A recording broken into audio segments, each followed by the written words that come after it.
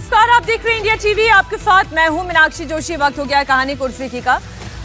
तमाम खास मेहमान हमारे साथ स्टूडियो में मौजूद हैं। राजकुमार सिंह जी हैं, बहुत स्वागत सर। विजय जी, बहुत स्वागत आपका। प्रोफेसर संगीत रागी जी, समीर चौगांवकर जी, आप दोनों का भी बहुत स्वागत। कहानी कुर्सी की में आज चर्चा होगी जंतर मंतर पर जारी प्रोटेस्ट की। क्या जंतर मंतर का प्रोटेस्ट खत्म होगा या ये प्रदर्शन अभी और बढ़ेगा? सीजेपी के सौरभ दास ने आखिर क्यों कहा कि अब आएगा और मजा? क्या धर्मेंद्र प्रधान का इस्तीफा होगा या फिर कोई बीच का रास्ता निकलेगा? क्या यह प्रदर्शन भी सीएए प्रोटेस्ट की तरह पूरे देश में फैलने वाला है? आज इन्हीं तमाम मुद्दों पर चर्चा होगी, लेकिन सबसे पहले आपको एक अपडेट दे देती हूं। अब से करीब 3 घंटे के बाद सरकार और सीजेपी की बैठक होने वाली है और यह बैठक कहां होगी अभी तक क्लियर नहीं है। कल की तरह ही विठल हाउस में यह बैठक होगी या फिर जगह कोई और तय की जाएगी, अभी तक यह खबर नहीं आई है, क्योंकि इससे लेकर कोई क्लैरिटी नहीं है। ना सरकार की तरफ से आई है और ना ही सीजेपी की तरफ से कोई क्लैरिटी अभी तक पत्रकारों को मिल पाई है। लेकिन इस बीच किसान संगठन की ओर से मैसेज आया है कि वो सीजेपी के प्रोटेस्ट में शामिल होंगे। इसके लिए पंजाब के किसान 27 जुलाई को यानी कि 2 दिन के बाद दिल्ली कूच करने वाले हैं। भारतीय किसान यूनियन उग्राहा ने ऐलान किया है कि 27 जुलाई को जंतर मंतर मार्च करेंगे और जब तक प्रदर्शनकारियों की डिमांड नहीं मानी जाती तब तक वो वहां प्रोटेस्ट करेंगे। किसान संगठनों के ऐलान का सीजेपी ने स्वागत किया। सीजेपी के प्रवक्ता सौरभ दास, जो सरकार से बात करने वाले डेलीगेशन में शामिल है, उनका एक पोस्ट आपके सामने रख रही हूं। उन्होंने लिखा कि अब और आएगा मजा। सिर्फ किसान ही नहीं, मुस्लिम संगठन भी अब प्रदर्शनकारियों के सपोर्ट में उतर आए हैं। मुस्लिम धर्मगुरु सरवर चिश्ती ने शाहीन बाग की तर्ज पर मुस्लिम युवाओं और महिलाओं से भी आगे आने की अपील की है। एक बयान आप सुने, फिर करते हैं चर्चा। किस किस्म की तवक्को रखें हम? जो रात दिन जुल्म और मजालिम स्टूडेंट्स को किस किस्म से मारा गया है?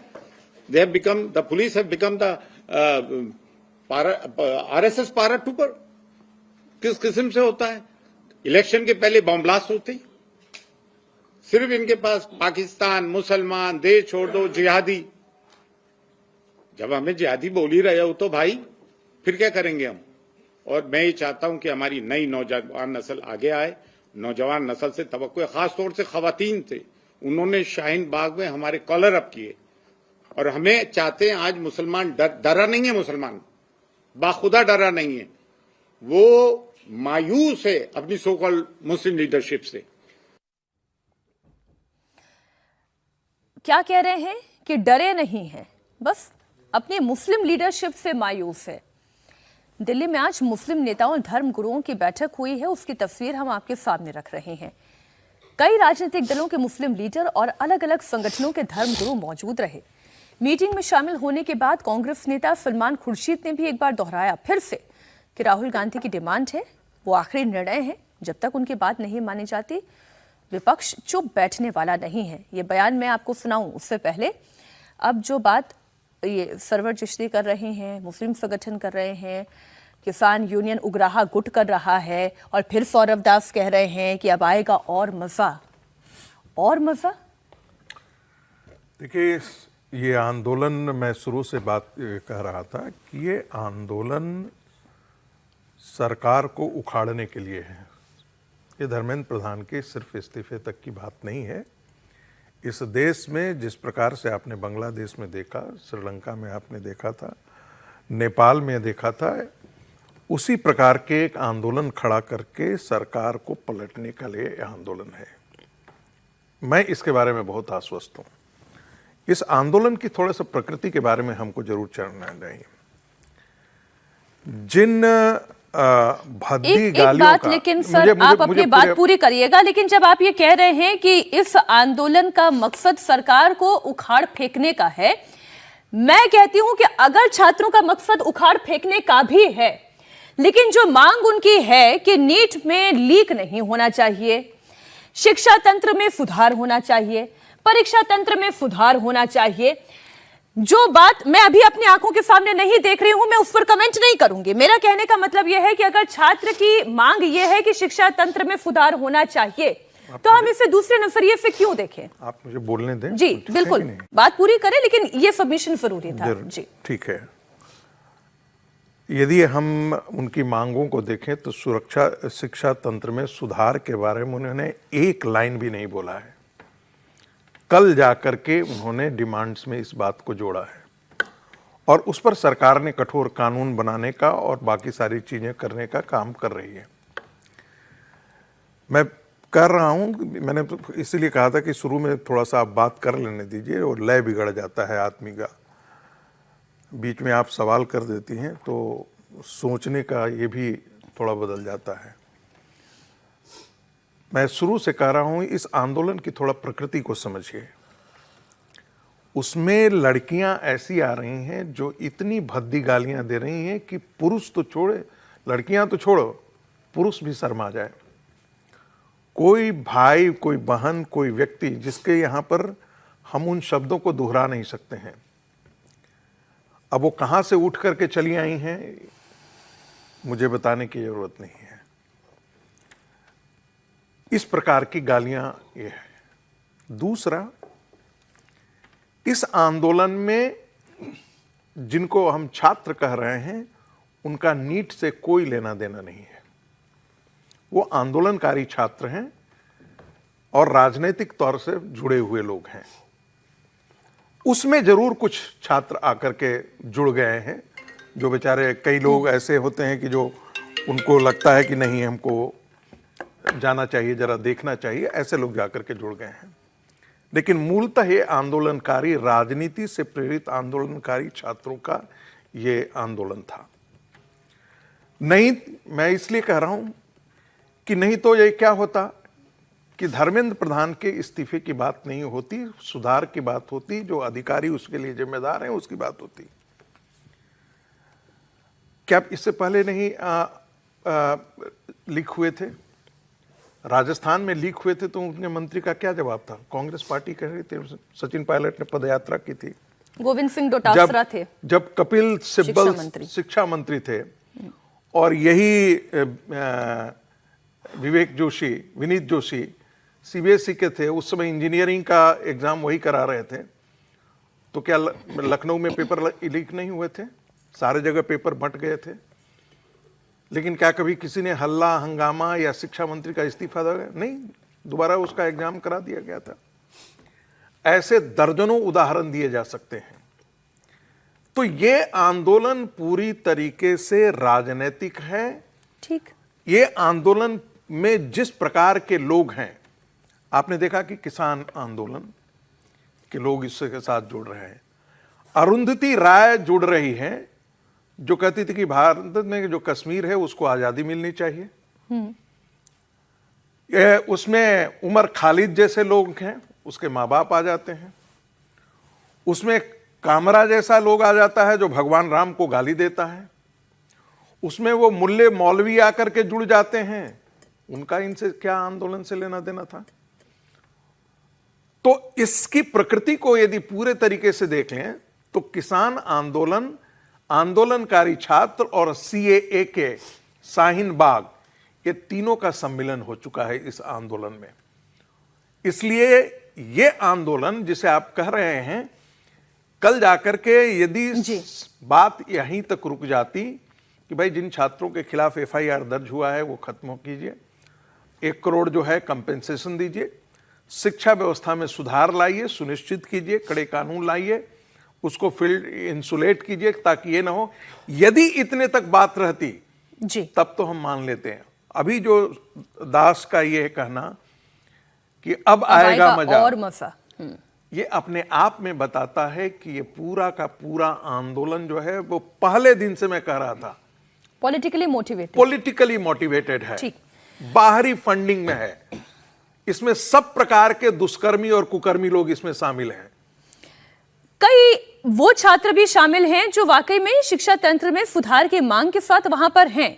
आपकी बातों से आंशिक तौर पर सहमत होते हुए मैं ये भी कहना चाहती हूं, इसलिए प्रधानमंत्री नरेंद्र मोदी संवाद कर रहे हैं और संवाद शुरू किया गया है इसीलिए क्योंकि उन छात्रों को एड्रेस करना बहुत जरूरी है जो इस नीट लीक की, इस मकड़ जाल की वजह से जिनके भविष्य पर एक बड़ा संकट था।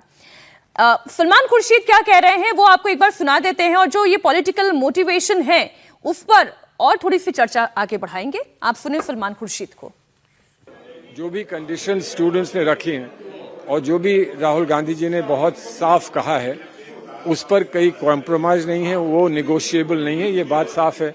अब कब करते हैं और उस पर जब वो कदम उठा लेंगे उसके बाद आगे क्या होगा उस पर बात होगी। सरकार लगातार कह रही है कि हम कदम उठा रहे हैं, कल एनटीए से बहुत सारे अधिकारियों को बर्खास्त किया गया और प्रधानमंत्री आ रहे हैं, वो वीडियो बना के रोजाना बनाएं सब करें, लेकिन जो कंडीशंस हैं वो कंडीशंस जो है वो कहीं पर नेगोशिएबल नहीं है। पहले उन कंडीशंस पर वो कार्रवाई करें, उसके बाद फिर देखा जाए। प्रधान का इस्तीफा जरूरी, उसके बाद सब कुछ। जो राहुल गांधी ने कह दिया वो कह दिया, अब उस पर आप मुझसे क्या पूछ रहे हैं। जो बात कह दी उस बात से हम लोग सब पाबंद हैं और वो बात पूरी होगी तभी बात आगे बढ़ सकती है। बात पूरी होगी तभी आगे बढ़ेगी। राहुल गांधी ने जो कह दिया वो कह दिया, ये सलमान खुर्शीद का कहना है और हम भी जानते हैं कि राहुल गांधी ने क्या कह दिया। लेकिन विजय जी, जिस रास्ते पर ये आंदोलन अभी निकल पड़ा है, एक वो बात जो पूनम वांगचुक ने कही, वो बात जो सौरभ दास, आशुतोष रांका या दीपके कह रहे हैं, वो बात जो राहुल गांधी कह रहे हैं, अब उसमें किसान आंदोलनकारियों का जुड़ जाना या मुस्लिम संगठन का सामने आ जाना, ऐसे तो मसले का हल निकलता दिखाई नहीं देगा। फिर तो ये क्या डिरेल करने की कोशिश है या इसको और धार देने की कोशिश है? सरकार को झुकाना चाहते हैं? मंशा क्या आपको नजर आ रही है? नहीं, मैं एक तो पहले बात बताऊं कि प्रधानमंत्री जी ने कल रात को एक बार और वीडियो जारी किया और थैंक यू किया है छात्रों का, जिन्हें आप राष्ट्र विरोधी कह रहे हैं हम लोग यहाँ पर बैठकर, या जिस तरह की बात कर रहे हैं। प्रधानमंत्री जी ने 2-2 बार वीडियो जारी किया और सरकार तीसरे राउंड की बात कर रही है। तो शायद उन लोगों ने नहीं सुना सरकार ने कि भाई ये राष्ट्र विरोधी, देश तोड़ने वाले लोग हैं। अभी जितनी चर्चा हुई मैं उन सब बातों को हाँ मानता हूँ, उस पर विरोध नहीं कर रहा मैं। क्या किसान इस देश में देश विरोधी हैं? क्या मुसलमान इस देश में देश विरोधी हैं? क्या जो लोग सपोर्ट में आते हैं आंदोलन में वो राष्ट्र विरोधी हैं? क्या राजनीतिक होना राष्ट्र विरोधी है? क्या राजनीतिक पार्टियों का आंदोलन में उतरना राष्ट्र विरोधी है? और सरकार को उखाड़ना राष्ट्र विरोधी है? मान लीजिए ऐसी बात है, मैं सारी बातों की हाँ पूछकर ये सवाल कर रहा हूं। आंदोलन में बैठे छात्रों का राष्ट्र विरोधी नहीं मानता मैं। आंदोलन को जो लोग सपोर्ट कर रहे हैं, ये जरूरी थोड़ी केवल छात्र बैठे, सब आंदोलन में सब लोग सपोर्ट करते हैं। किसान आंदोलन हो रहा था तब भी बहुत सारे लोग सपोर्ट कर रहे थे, वहां पर बहुत सारे संगठन हैं, आप हम लोग नहीं जानते, बहुत सारे सैकड़ों संगठन सपोर्ट करने के लिए आए हैं, क्योंकि वो समझते हैं कि आपका इशू ठीक है। तो उनका सपोर्ट करना भी मैं तो राष्ट्र विरोधी नहीं मानता। मुसलमान संगठन आए, उसमें भी कोई राष्ट्र विरोध वाली बात नहीं है। किसान वहां पर आए, इसमें भी क्या राष्ट्र विरोधी बात है? और सरकार को उखाड़ना ही चाहते हैं, मान लीजिए, वैसे अभी वो सरकार उखाड़ने पर नहीं आए हैं, लेकिन सरकार उखाड़ना चाहते हैं, तो ये पार्ट ऑफ डेमोक्रेसी है। किसी सरकार को गिराना कोई राष्ट्र विरोधी कर्तव्य थोड़ी है। मैं आपसे फिर ये पूछती हूँ कि अगर इसी बात पे मुझे बोल लेना दीजिए।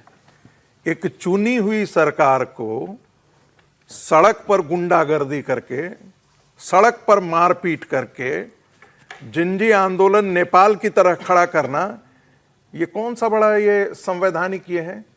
ये तो एनआरकी के अलावा और कुछ नहीं है। एनआरकी का नहीं, तो प्लीज सर, आपने बोल लिया, आपने बोल लिया, आपने तो बहुत बोल लिया। नहीं, मैंने बहुत सुन लिया। आपने व्यक्तिगत तंज किया है, व्यक्तिगत तंज नहीं, मैं तो ये कह रहा हूं, मैं सारी बातों को हाँ मानता हूं। नहीं, मैं तो कह रहा हूं कि कामरा जो लोग राष्ट्र विरोधी और 370 को खारिज करने वाले देश के दुश्मन नहीं है तो और क्या है? आपकी समझ में नहीं हो सकता है, मेरी समझ में है ये। ठीक है, तो इसमें कहा मैंने आपको मना किया। आपकी समझ में नहीं हो सकता है, वन टू वन बहस में नहीं जाएं सर। ठीक है, 1-to-1 बहस में नहीं जाएं। मैं ये कह रही हूँ कि ऑब्जेक्टिव जो है, को राष्ट्र विरोधी नहीं मानता। और जहां तक अभी राष्ट्र विरोधी की बात है, अभी तो आपने जिसको एनएसए लगाया था उसका अनशन खत्म करवाया, 6 महीने उसको जेल में रखा था। तो सरकारों का काम होता है कि जो लोग आंदोलन में हैं उनके साथ कैसे बातचीत की जाए और कैसे क्या। और इस आंदोलन में कहीं पर सरकार को हटाने, सरकार को उखाड़ने की बात नहीं हो रही। एक मंत्री के इस्तीफे की बात हो रही है। एक मंत्री के इस्तीफे से क्या सरकारें उखड़ती हैं, गिरती हैं? नहीं और मैं तो उस मंत्री के इस्तीफे की बात कर रही हूँ सर। मैं इसीलिए इसी इस्तीफे पर आ रही हूँ। अगर हम धर्मेंद्र प्रधान पर बात भी कर रहे हैं, उनके इस्तीफे की बात भी कर रहे हैं, राजकुमार जी, आज की परिस्थिति ये है कि सरकार के अंदर भी जो हमारे फोर्सेस हैं वो ये कहते हैं कि कईयों का मानना यह है कि ये इस्तीफा हो जाना चाहिए। क्यों? क्योंकि कोई एक मसला नहीं उनके साथ जुड़ा है, वो कॉन्टिन्यूटी में बहुत सारे इश्यूज उनके साथ चलते चले गए हैं।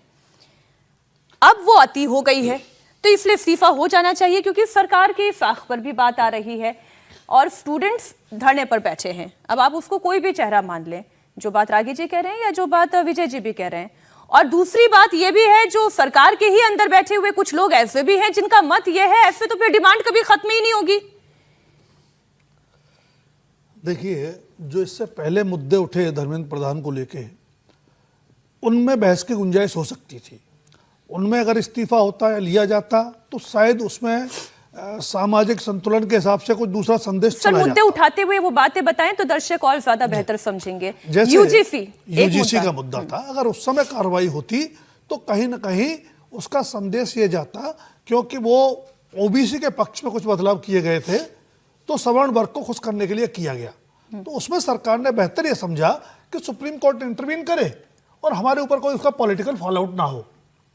काम वही हो गया और सरकार पॉलिटिकल फॉलआउट से बच गई। लेकिन ये ऐसा मुद्दा है जिसमें ये इस्तीफा, मेरा ख्याल है अप्रैल में लीक हुआ था नीट पेपर, शायद उसके तुरंत बाद हो जाना चाहिए था। ठीक, अगर तब नहीं लिया तो जिस दिन सीजेपी पे हम लोगों ने हमने इसी शो में कितनी बार ये मांग की है, तो जब ये अनशन तक नौबत आई, 20 जून को तो बैठ गए थे ना प्रदर्शन पे, अगर हम पहले सांकेतिक प्रदर्शन को भूल भी जाएं, उसके बाद से सरकार ने इतना समय क्यों गंवा दिया? अगर उनको एक सीजेपी को, जिसको पहले सरकार के लोगों ने भी और यहां भी हम लोगों ने चर्चा की थी, बहुत गंभीरता से नहीं लिया। सोनम वांगचुक बैठ गए थे 28 जून को, तो आप 18 जुलाई तक क्या इंतजार कर रहे थे? और 18 जुलाई को आपने क्या किया? सोनम वांगचुक को फोर्सफुली आप ले गए। उसके बाद से स्थितियां बिगड़ती है। तो मैं इसको 3 तरह से देखता हूं। 18 जुलाई से पहले सरकार ओवर कॉन्फिडेंट थी, हमने बड़े बड़े आंदोलन देख लिए, कुछ होगा नहीं। और 18 जुलाई के बाद, या कहेंगे 20 जुलाई की सुबह से सरकार कंफ्यूज्ड है। अब उसको ये असेसमेंट करने में मुश्किल हो रही है। अभी सही ट्रैक पर है? नहीं है, अभी भी नहीं है। अगर सही ट्रैक पर होती मीनाक्षी जी, धर्मेंद्र प्रधान का इस्तीफा अब तक हो जाना चाहिए था। लोक राज से चलता, राजहट से नहीं चलता। ठीक, लोकतंत्र में जनता और जनता की अभिव्यक्ति, जनता की समझ और सोच से बड़ी कोई चीज नहीं होती। अगर प्रधानमंत्री जो अब संवाद कर रहे हैं, अगर उन्होंने सोनम वांगचुक के अनशन पर बैठने के साथ ही कर लिया होता ना, तो बात यहां तक बिगड़ती नहीं, बात यहां पहुंचती नहीं। अब आप जो कह रहे हैं कई तरह के तत्व शामिल हो रहे हैं, एक बात तो विजय की बात से नहीं, ये तो मौका दिया है ना जी। उससे पहले पॉलिटिसाइज नहीं हुआ था, विपक्ष नहीं पहुंचा था। आपने पहल क्यों नहीं की? आपने संवाद क्यों नहीं किया? क्या बीजेपी की किसान संगठन को मौका मिला कि वो आए? छात्र इकाई नहीं है। ठीक है भाई, किसान आंदोलन में क्या किया था आपने? अपने किसान मोर्चा को डायरेक्ट इनडायरेक्ट एक्टिवेट किया था ना। तो आप यहाँ क्यों चूके? ठीक है समीर जी, मैं आऊंगी आपके पास। एक और खबर बता दूं, सीजेपी के फाउंडर अभिजीत दीपके बीमार हैं, उन्हें टाइफाइड हो गया है। अभिजीत दीपके ने यह बात खुद बताई है, वो पिछले कई दिनों से बीमार थे। एक बड़ी खबर आ रही है, छात्र आंदोलन के समर्थन में शहर शहर प्रदर्शन हो रहा है। पटना से औरंगाबाद तक भारी बवाल की खबर सामने आ रही है। कुछ तस्वीरें भी हैं, वो आपके सामने रख रहे हैं। पटना में पुलिस पर पथराव किया गया है। छात्र आंदोलन के समर्थन में शहर शहर प्रदर्शन जो हो रहा है, अब उसे काबू में करने के लिए देखिए पुलिस के पास 2 ही तरीका है, या तो वो रोकेगी और प्रदर्शन हिंसक होगा तो फिर वो बल का प्रयोग करेगी। अब पुलिस के ऊपर ही अगर छात्र पथराव कर देंगे, जो कि हमने दिल्ली में भी देखा, अब वो छात्र हैं या असामाजिक तत्व हैं, ये जब तक जांच नहीं होगी ये कहना मुश्किल है। लेकिन हम उस मौके की बात कर रहे हैं जो इन लोगों को दिया है, वो सरकार की तरफ से ये मौका मिला है।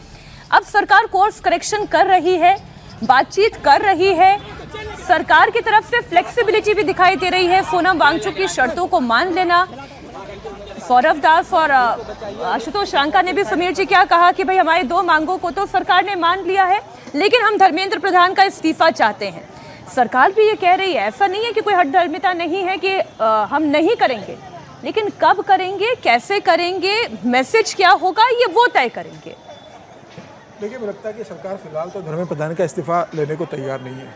अगर सरकार का मूड होता और सरकार को लगता कि भाई धर्मेंद्र प्रधान का इस्तीफा होना है, तो ये बहुत पहले हो चुका होता। अब दोनों की लड़ाई उस स्तर पर चल गई कि दोनों के लिए नाक का सवाल बन गया है। कॉकरोच जनता पार्टी को भी लगता है कि भाई अगर जब तक शिक्षा मंत्री का इस्तीफा नहीं होगा, उनका आंदोलन अधूरा रहेगा। अगर वो उस मांग को छोड़ देते हैं तो ये समझा जाएगा कि उन्होंने सरकार के साथ कॉम्प्रोमाइज कर लिया है। सरकार भी धर्मेंद्र प्रधान के इस्तीफे को अपने नाक से जोड़कर चल रही है कि भाई अगर हमने इस्तीफा करा लिया तो हम ये माने जाएंगे कि हमने घुटने टेक दिए और राहुल गांधी और विपक्ष की जो मांग थी हम विपक्ष के सामने कमजोर पड़ गए। तो अब लड़ाई उस स्तर पर चली गई है कि न सरकार झुकने को तैयार है, न कांग्रेस जनता पार्टी झुकने को तैयार है। अब आज 3:30 बजे दोनों की बैठक होने वाली, तीसरे राउंड की बैठक होगी। इस बैठक से क्या निकल कर आता है? क्या सरकारों ने कोई संकेत देती है कि आने वाले दिनों में धर्मेंद्र प्रधान का विभाग हम बदल देंगे? मंत्रिमंडल में वो रहेंगे लेकिन हम उनको दूसरे विभाग में शिफ्ट कर देंगे। लेकिन इसका दूसरा पहलू ये भी तो है ना, अभी जो एक बात रागी जी ने कही कि भाई आपने क्या गोविंद डोटासरा का आपने इस्तीफा मांगा था या पंजाब में इस्तीफा मांगा था क्या? और सोनिया गांधी ने इस्तीफा लिया था क्या कपिल सिब्बल और का? पंजाब में, ये तो अभी की बात है, पंजाब में इस्तीफा लिया गया क्या? जो कांग्रेस सरकार में होता है उसको जनता सबक सिखा चुकी है ना। 10 साल से उनको विपक्ष में नेता बनने लायक सीटें नहीं मिली, वो तो विपक्ष में बिठाए ना। जनता ने नाराज होकर आपको मोहम्मद दिया। आप 12 साल से सत्ता में हो। अभी कर्नाटक के अंदर सरकार है, वहां पर भी अभी पेपर लीक हुआ है। ये तस्वीर एक बार आप देख लें। ये पटना से तस्वीर आ रही है, औरंगाबाद से तस्वीरें सामने आ रही हैं, और अब ये आमने सामने की भिड़ंत हर प्रदेश में ये आपको तस्वीरें इसलिए दिखाई देगी, फिर बीट एनी गवर्नमेंट। केरल में भी तो हमने तस्वीर देखी थी ना, वहां तो कांग्रेस की सरकार है, यहाँ पर गठबंधन की सरकार है, बीजेपी जेडीयू की सरकार है, एलजेपी की सरकार है। तो यहाँ पर भी प्रदर्शन की वही तस्वीरें हैं।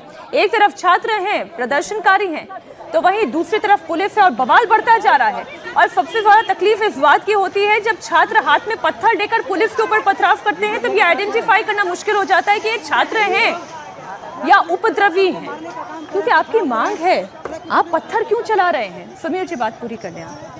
देखिए, निश्चित रूप से गलत है, मतलब ये पथराव नहीं होना चाहिए, और लेकिन इस तरीके से इसमें तो ये होता ही है। ऐसा ये कह दे कि हम शांति से बैठेंगे, तो फिर ये परेशानी होगी कि पुलिस बल का प्रयोग कर रही है, छात्रों को पीट रही है। लेकिन ये बवाल चलता ही रहेगा। इसमें मतलब ये मान लेना कि भाई छात्र अहिंसक होकर कहीं एक जगह बैठ जाएंगे, ये संभव नहीं है। इस तरीके से आंदोलन के अंदर जंतर मंतर में भी जो हुआ, पुलिस के पथराव हुआ, वो नहीं होना चाहिए था। पुलिस ने पथराव लाठीचार्ज किया, वो भी नहीं होना चाहिए। दोनों को संयम रखना चाहिए। हिंसा किसी भी स्थिति में स्वीकार नहीं होती है इस तरह के आंदोलन के अंदर। लेकिन अब ये मामला कैसे कहाँ जाएगा? अभी ये आंदोलन की परिणति क्या होगी कोई नहीं जानता। क्या ये आंदोलन लंबा चलने वाला है? क्या सरकार इस्तीफा नहीं लेगी और ये वहाँ पर बैठे रहेंगे? किसान जुड़ेंगे, तमाम लोग जुड़ेंगे? क्या सरकार सोमवार को बिल पास कराकर इनको वहाँ से उठाने की, बलपूर्वक उठाने की कोशिश करेगी, या सरकार उनको वहाँ पर अनिश्चित समय तक बैठने की परमिशन देगी? ये देखने वाली बात होगी कि सरकार आगे की रणनीति क्या अपनाती है। फिलहाल सरकार बैकफुट पर नजर आ रही है। सरकार ने जिस तरीके से बातचीत शुरू करी है, तत्काल सरकार ने कैबिनेट की बैठक बुलाई, पीएम ने एक कठोर कानून बनाने का मसौदा तैयार किया है। सोमवार को वो लोकसभा संसद में पेश होगा, उसको पास कराया जाएगा। तो सरकार बातचीत का चैनल भी चालू रख रही है और तमाम कोशिश सरकार कर रही है कि आंदोलन खत्म हो जाए। लेकिन पूरा मामला जो रुका हुआ धर्मेंद्र प्रधान के इस्तीफे पर जाके रुका हुआ है। लेकिन धर्मेंद्र प्रधान कोई अपरिहार्य नेता नहीं है। धर्मेंद्र प्रधान मोदी सरकार के अमित शाह नहीं है कि उनका इस्तीफा किसी भी स्थिति में नहीं हो सकता। धर्मेंद्र प्रधान का अगर इस्तीफा हो जाता तो मुझे लगता है कि इतनी स्थिति उत्पन्न नहीं आती। आप उनका विभाग बदल देते, मंत्री बने रहते, किसी और विभाग में शिफ्ट कर देते। अभी इस्तीफा हो जाता, बाद में 6 महीने बाद उनको मंत्री बना देते। सरकार के सामने क्या है? सरकार के सामने ये है कि भाई छात्रों का और लोगों का आक्रोश शांत करे, तमाम तरह के जो प्रश्न चिन्ह लग रहे हैं उनको शांत करे, और सरकार 2 कदम पीछे हट जाएगी तो इसका मतलब सरकार का झुकना नहीं होता। तो मुझे लग रहा है कि सरकार से उम्मीद है कि सरकार इस मामले का रास्ता निकाले, और रास्ता तो सरकार को ही निकालना पड़ेगा। सरकार क्या करेगी? सरकार क्या आंदोलनकारियों को वहां से जबरन उठाएगी, या इस्तीफा करेगी, या बातचीत के माध्यम से इस मामले को सुलझाएगी, या कांग्रेस जनता पार्टी पुलिस प्रेस कॉन्फ्रेंस कर रही है, दिल्ली पुलिस की प्रेस कॉन्फ्रेंस लाइव। इसीलिए किसी भी जानकारी पर भरोसा करने से पहले या उसे आगे शेयर करने से पहले उसका फैक्ट चेक करना बेहद जरूरी है। दिल्ली पुलिस भी सोशल मीडिया पर लगातार निगरानी रखे हुई है। फेक न्यूज़, एआई और deep fake videos, edited clips और गुमराह करने वाली पोस्ट के बारे में हम लगातार अपने सोशल मीडिया हैंडल्स के जरिए जानकारी साझा कर रहे हैं, ताकि लोग सही और गलत जानकारी के बीच फर्क समझ सके। आज की इस ब्रीफिंग का उद्देश्य आपके सामने फैक्ट्स रखना है और यह बताना है कि किस तरह सोशल मीडिया पर गलत जानकारी और फेक नैरेटिव फैलाने की कोशिश की जा रही है। मेरा प्रयास रहेगा कि मैं जो भी जानकारी आपके साथ साझा करूं, उसके फैक्ट्स भी आपके साथ साथ आपके सामने यहीं इसी स्क्रीन पर सामने रखूं। मैं कुछ ऐसी सोशल मीडिया पोस्ट का जिक्र करना चाहूंगा जिनका मकसद पैनिक फैलाना या सिंपल फैक्ट्स को तोड़ मरोड़ कर मिस इन्फॉर्मेशन फैलाना नजर आ रहा है।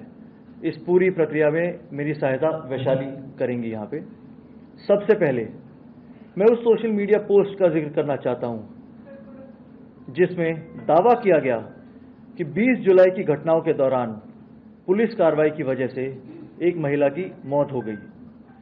दिल्ली पुलिस ने इस दावे का खंडन किया और स्पष्ट किया कि प्रदर्शन के दौरान किसी की भी मृत्यु नहीं हुई है। आप स्क्रीन पर भी देख सकते हैं जो फेक न्यूज़ अलर्ट हमने जनरेट किया। नेक्स्ट दिखाइए। जस्ट इससे पहले ये र्यूमर जो सर्कुलेट कर रहा था उसके लिए हमारा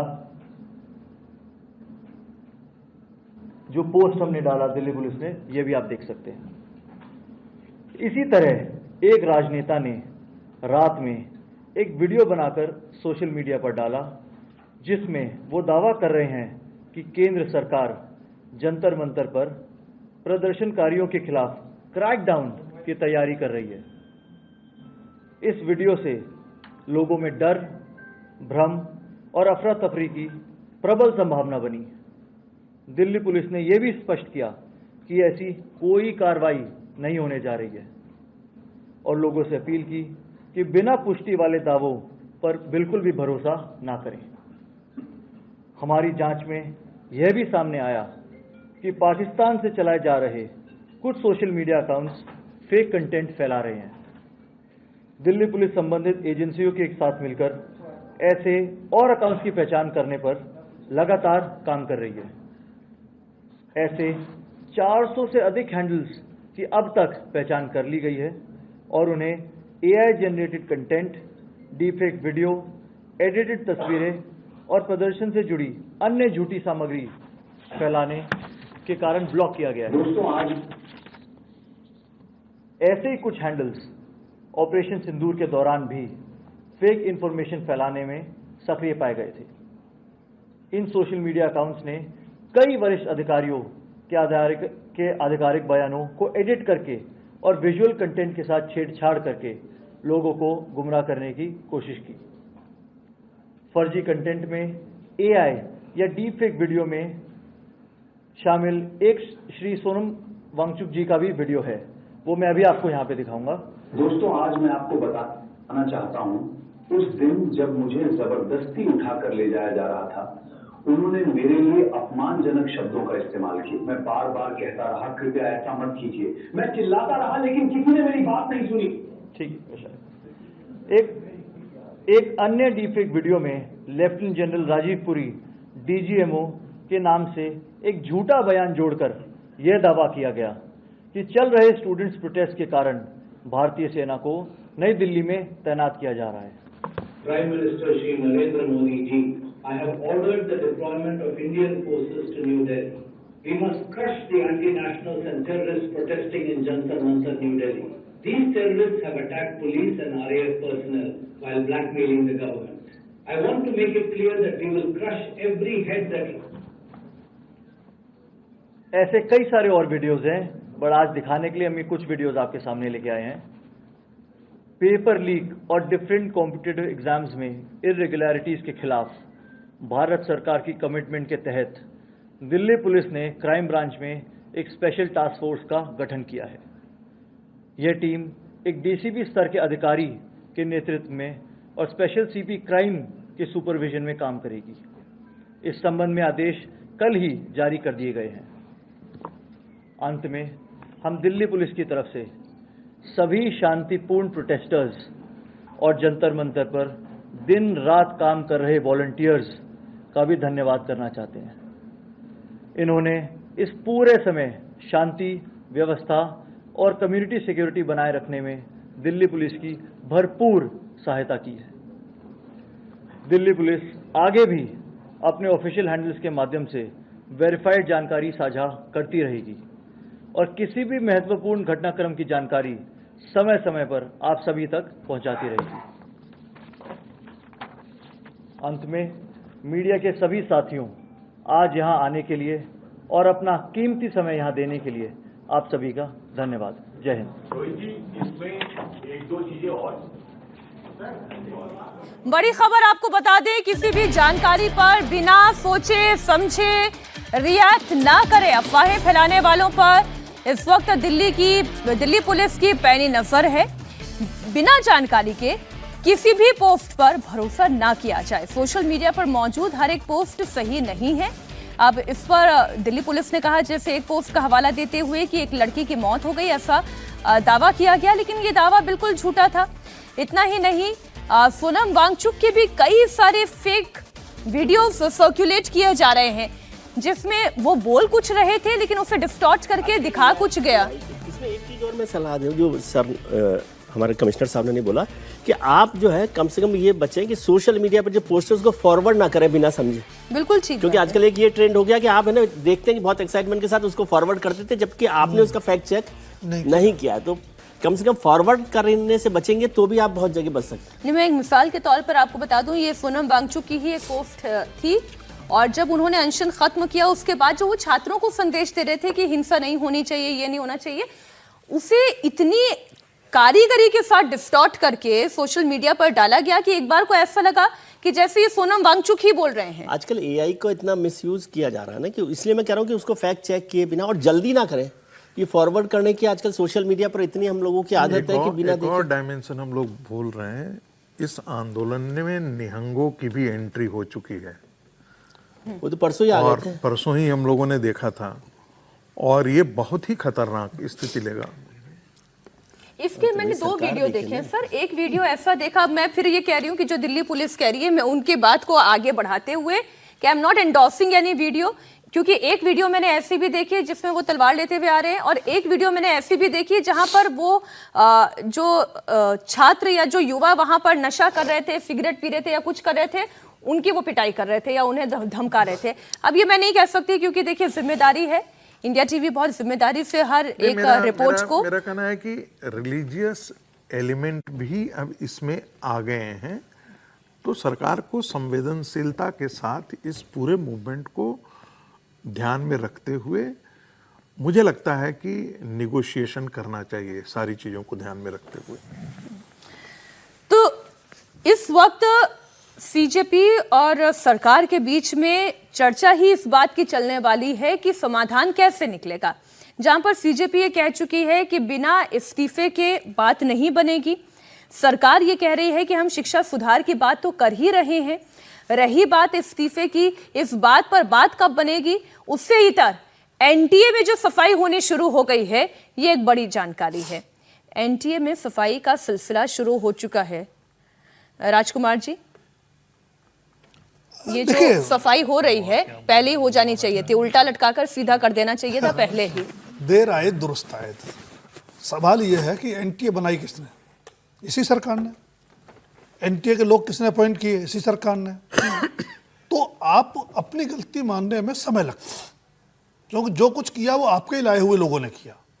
और दूसरा एक बड़ी खबर जो बीच बीच में आती है कि सारा सिस्टम बनाया टीसीएस ने, बाद में और कोई कंपनी ला दी गई उसको चलाने के लिए। उस कंपनी के कनेक्शंस को लेकर सवाल उठ रहे हैं। एग्जामिनेशन सेटर कौन सेलेक्ट करता है? Paper setter. तो कुल मिलाकर के मैं फिर वही कह रहा हूं कि ये सफाई तो ठीक है, जरूरी है। ये तो 2024 के बाद कर देनी चाहिए थी, आपको पहली बार लीक हुआ था। 26 में हुआ, अप्रैल में, तब भी कर देनी चाहिए थी। आप रेस्पॉन्ड तब कर रहे हैं जब जंतर मंतर पर भीड़ आ गई है, चारों तरफ से गिर गए। मैं आपको बताऊं, आपने पेपर सेटर पर आपने जो बात की ना, बड़ी अच्छी बात की। मेरे पास ऑफर आया पेपर सेटिंग के लिए, और मैंने एक एग्जाम के पेपर सेटिंग में मैंने कहा कि मैं नहीं कर पाऊंगा। और उन्होंने कहा क्यों? मैंने कहा आपके यहाँ से लीकेज की इतनी संभावना, इतने घपले हो रहे हैं कि मैं पब्लिक के तौर पर हम हमेशा बात करते रहते हैं, हम अपने ऊपर आंच नहीं आने देना चाहते हैं। तो इस बात में बिल्कुल सच्चाई है। आप लोगों ने पेपर्स ऐसे लोग सेट कर रहे हैं, मैं उनके लिए एक ट्वीट किया था कि लगता है कहीं से जोकर ला करके रखे गए हैं। ये बहुत गंभीर मामला कुछ है। तस्वीरें सर वापस से आ रही है। एक सेकंड, हाँ। इन जोकर्स को लाने वाला जिम्मेदार है कि नहीं है? मैं बार बार कहता हूं, एनटीए का डायरेक्टर, सीबीएसई का डायरेक्टर, इन सबों की ये जिम्मेदारी होती है। मैं बार बार इसीलिए कह रहा हूं कि परमानेंट एग्जीक्यूटिव जो इनको डेली ऑपरेशंस देखता है। अच्छा, एक बात मुझे बताइए, कोई सेंटर बिक जाता है, जहां से ऐसे भी उदाहरण मिले हैं जहां से एक एक सेंटर से 300-300 लोग पास कर गए हैं, तो आपको क्या लगता है 300 लोग सारे मेरिटोरियस वहां थे? मैं ये कह रही हूं, परीक्षा में सुधार की बात अभी हम और आगे बढ़ाएंगे, लेकिन कुछ तस्वीरें आपको दिखा दें, क्योंकि पेपर लीक के खिलाफ पूरे देश में प्रदर्शन बहुत तेज हो रहा है। पटना से लेकर लखनऊ और देहरादून तक जबरदस्त बवाल चल रहा है और धर्मेंद्र प्रधान के इस्तीफे की मांग केवल यहाँ दिल्ली में जंतर मंतर में नहीं बल्कि अलग अलग राज्यों से आ रही है। और पटना की तस्वीर आपके सामने है। शहर शहर छात्रों का दस्ता सड़क पर हंगामा कर रहा है। पटना में भारी विरोध प्रदर्शन चल रहा है और प्रदर्शनकारियों को खदेड़ने के लिए भी पुलिस की अतिरिक्त टीमें बुलाई गई है।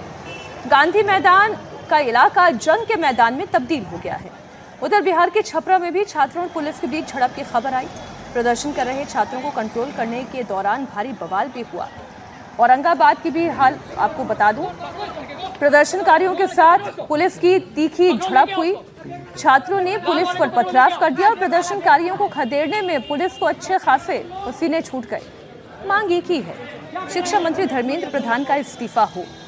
अब जो तस्वीरें हैं वो आपके सामने हैं। और जब हम बात ये करते हैं कि कितनी मिस इन्फॉर्मेशन सर्कुलेट हो रही है, जैसे एक मिस इन्फॉर्मेशन ये भी हुई कि सीजेपी के इस प्रदर्शन में जंतर मंतर पर फूड डिलीवरी नहीं हो सकती, लेकिन जानकारी फिर बाद में मिली कि भाई फूड डिलीवरी भी हो रही है, जोमेटो स्विगी सब पहुंच रहा है, खाना भी पहुंच रहा है, तो किसी का दाना पानी बंद नहीं किया गया है। ये जो मिस इन्फॉर्मेशन है ये स्थिति को और बिगाड़ती है। ये तीन तस्वीरों पर भी जोमेटो और वो वाला इसलिए भी हुआ क्योंकि वहाँ पर नेट नहीं चल रहा, इंटरनेट बंद है, तो उस वजह से भी बहुत सारे लोगों को नहीं मिल रहा होगा। तो वो बात नैरेटिव क्या होता है ना कि सरकार ने नैरेटिव तो सरकार बनवाती है ना, हुक्का पानी भी बंद कर दिया। नहीं बंद कर दिया सरकार ने। उस नैरेटिव को भी तो समझिए। सरकार ने एनडीएमसी ने कहा कि 6:30 बजे बाद रेस्टोरेंट्स और वो नहीं खुलेंगे वहाँ पर। क्या जरूरत है ऐसा करने की? ये नैरेटिव मतलब क्या होता है कि ऐसे नैरेटिव बनने में कोई ना कोई चीज कि वहाँ जो रैपर मिले ना रेस्टोरेंट से सप्लाई सर, जो अब मारपीट हो रही है, कोई बैरिकेड का बैरिकेड चुरा कर ले जा रहा है, उनके ओनर्स को बुला के पूछताछ कर रही है कि आप सप्लाई क्यों कर रहे हैं? हाँ, रेस्टोरेंट्स वालों को आप जिस तरह से पूछताछ कर रहे हो और रेस्टोरेंट के आदेश आपने कर दिया कि 6:30 बजे बाद नहीं खोलेंगे। नई दिल्ली से तो लोग एयरपोर्ट भी जाते हैं। इसलिए नैरेटिव बन जाता ना कि कोई भी जरा सी चीज हो, ऐसे आंदोलनों में क्या होता है, जरा सी बात हो तिल का ताड़ बनने में देर नहीं लगती, लेकिन तिल आप प्रोवाइड करा रहे हैं। भाई ये समझदारी तो सरकार को दिखानी चाहिए ना कि इसके क्या क्या रिपरकशंस होंगे। चलिए ये तस्वीर एक बार फिर से पटना से आप देख लें। ये तस्वीर ऐसी है जहां पर छात्रों की संख्या बढ़ रही है, पुलिस को अच्छी खासी मशक्कत करनी पड़ रही है। अच्छा, एक संदेश बिल्कुल साफ दिया गया है कि जब तक बहुत जरूरी ना हो तब तक छात्रों के ऊपर बल प्रयोग नहीं किया जाएगा। और ये जरूरी भी है, क्योंकि जितना बल प्रयोग करेंगे उतना ज्यादा एजिटेशन और बढ़ेगा, जितना एजिटेशन और बढ़ेगा उतनी तकलीफ फिर और सरकार की बढ़ेगी और पुलिस की भी बढ़ेगी। तो अच्छा तो यही है कि बातचीत करके मामले को सुलझाने की कोशिश हो और प्रधानमंत्री वो अपने वीडियो मैसेजेस के जरिए कर रहे हैं, लेकिन धर्मेंद्र प्रधान का जब तक इस्तीफा नहीं हो जाता तब तक क्या छात्र रुकेंगे? सवाल इस बात का है। ये जो दोनों तस्वीरें आप देख रहे हैं, अच्छी संख्या दिखाई दे रही छात्रों की, लेकिन ये तरीका गलत है। अब किसी कॉमनर की गाड़ी वहां से निकल रही है, उस गाड़ी का पिछला शीशा जो है वो टूटा फूटा हुआ दिखाई दे रहा है। अभी एक और ये गाड़ी है, अब उस गाड़ी को घेर कर उसके ऊपर हमला हो रहा है। आपने अपने बदन पे तिरंगा झंडा ओढ़ रखा है और उसके बाद फिर आप गाड़ी को निशाना बना रहे हैं। ये किसी अधिकारी की गाड़ी लग रही है।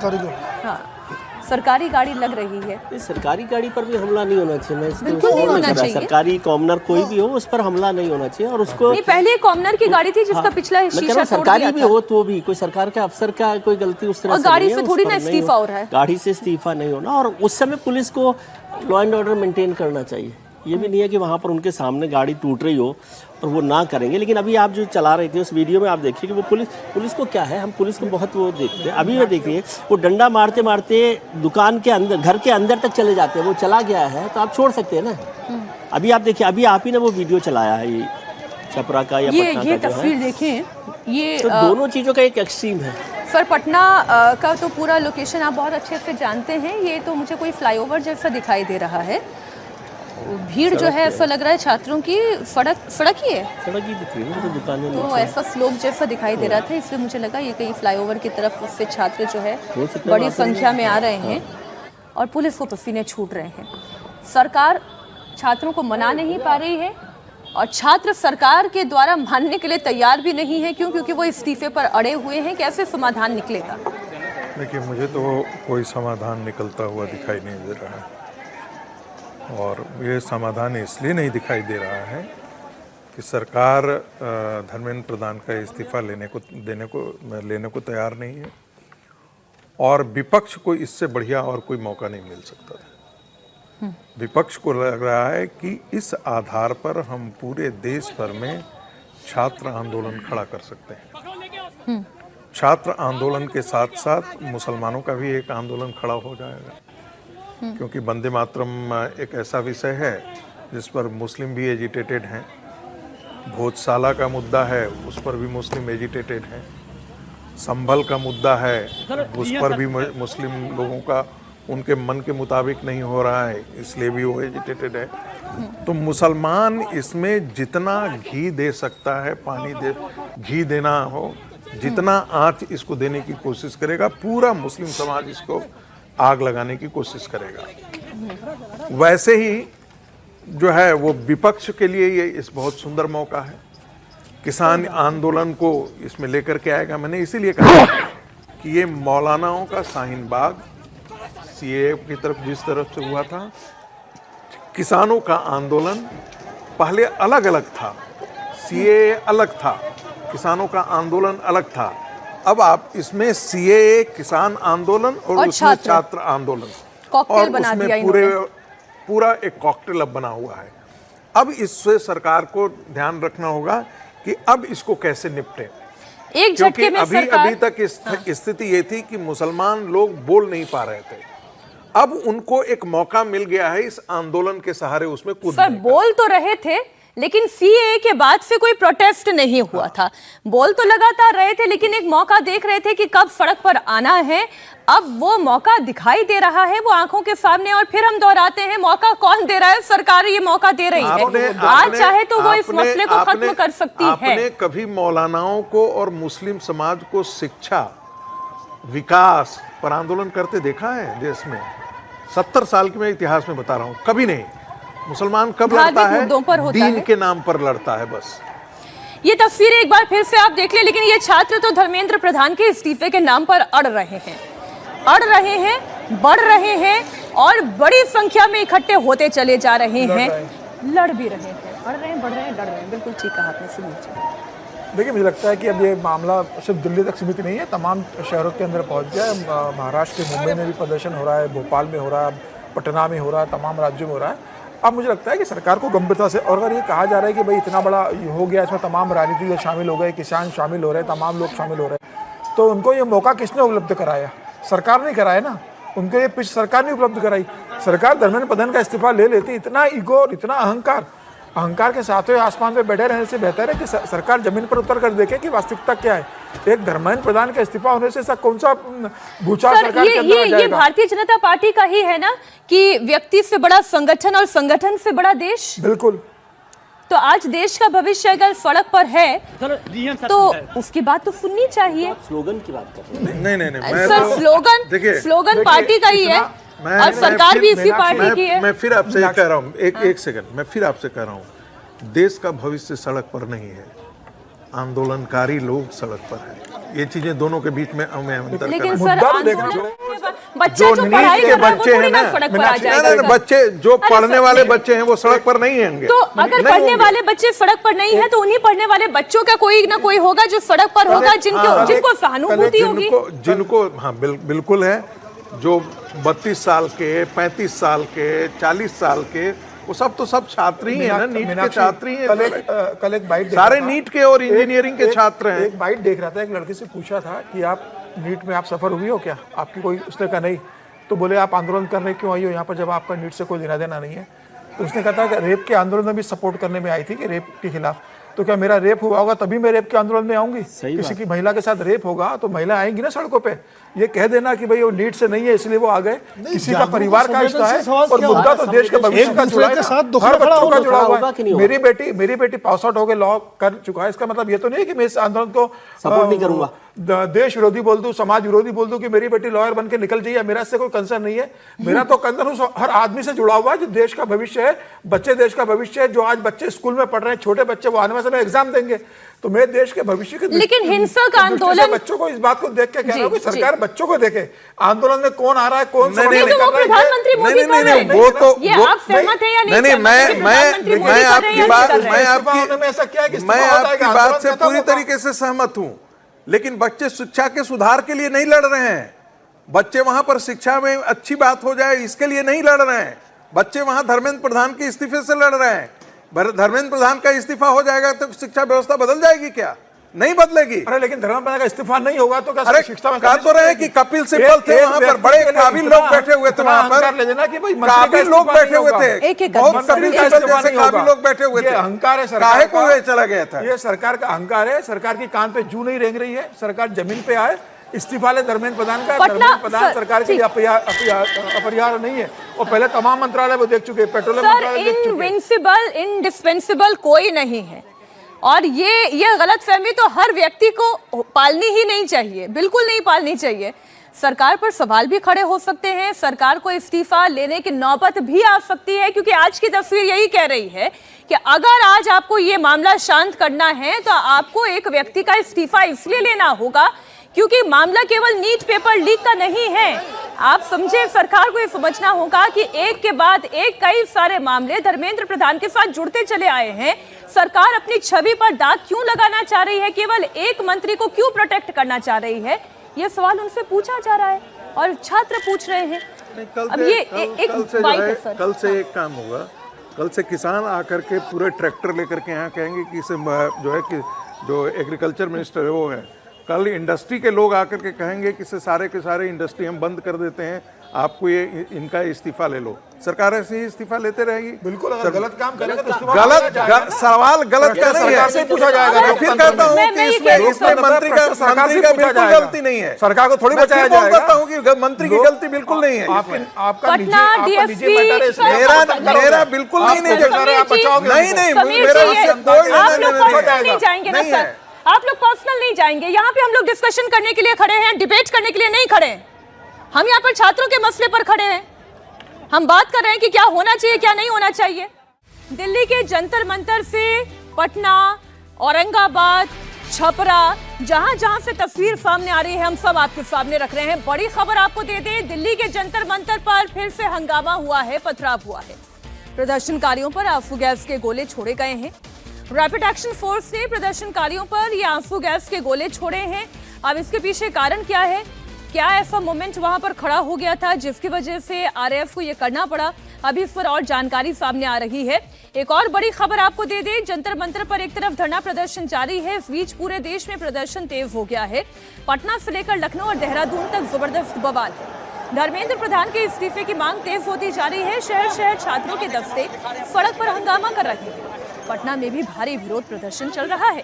प्रदर्शनकारियों को खदेड़ने के लिए पुलिस की अतिरिक्त टीम बुलाई गई है। गांधी मैदान इलाका जंग के मैदान में तब्दील हो गया है। उधर बिहार के छपरा में भी छात्रों और पुलिस के बीच झड़प हो गई। प्रदर्शन कर रहे छात्रों को कंट्रोल करने के दौरान भारी बवाल मचा। बिहार के औरंगाबाद में पुलिस और प्रदर्शनकारियों के बीच तीखी झड़प भी हुई। छात्रों ने पुलिस पर पथराव कर दिया। प्रदर्शनकारियों को खदेड़ने के लिए पुलिस को अच्छी खासी मेहनत करनी पड़ी। जानकारी आ रही है छपरा में तो कहीं आगजनी की भी खबर है।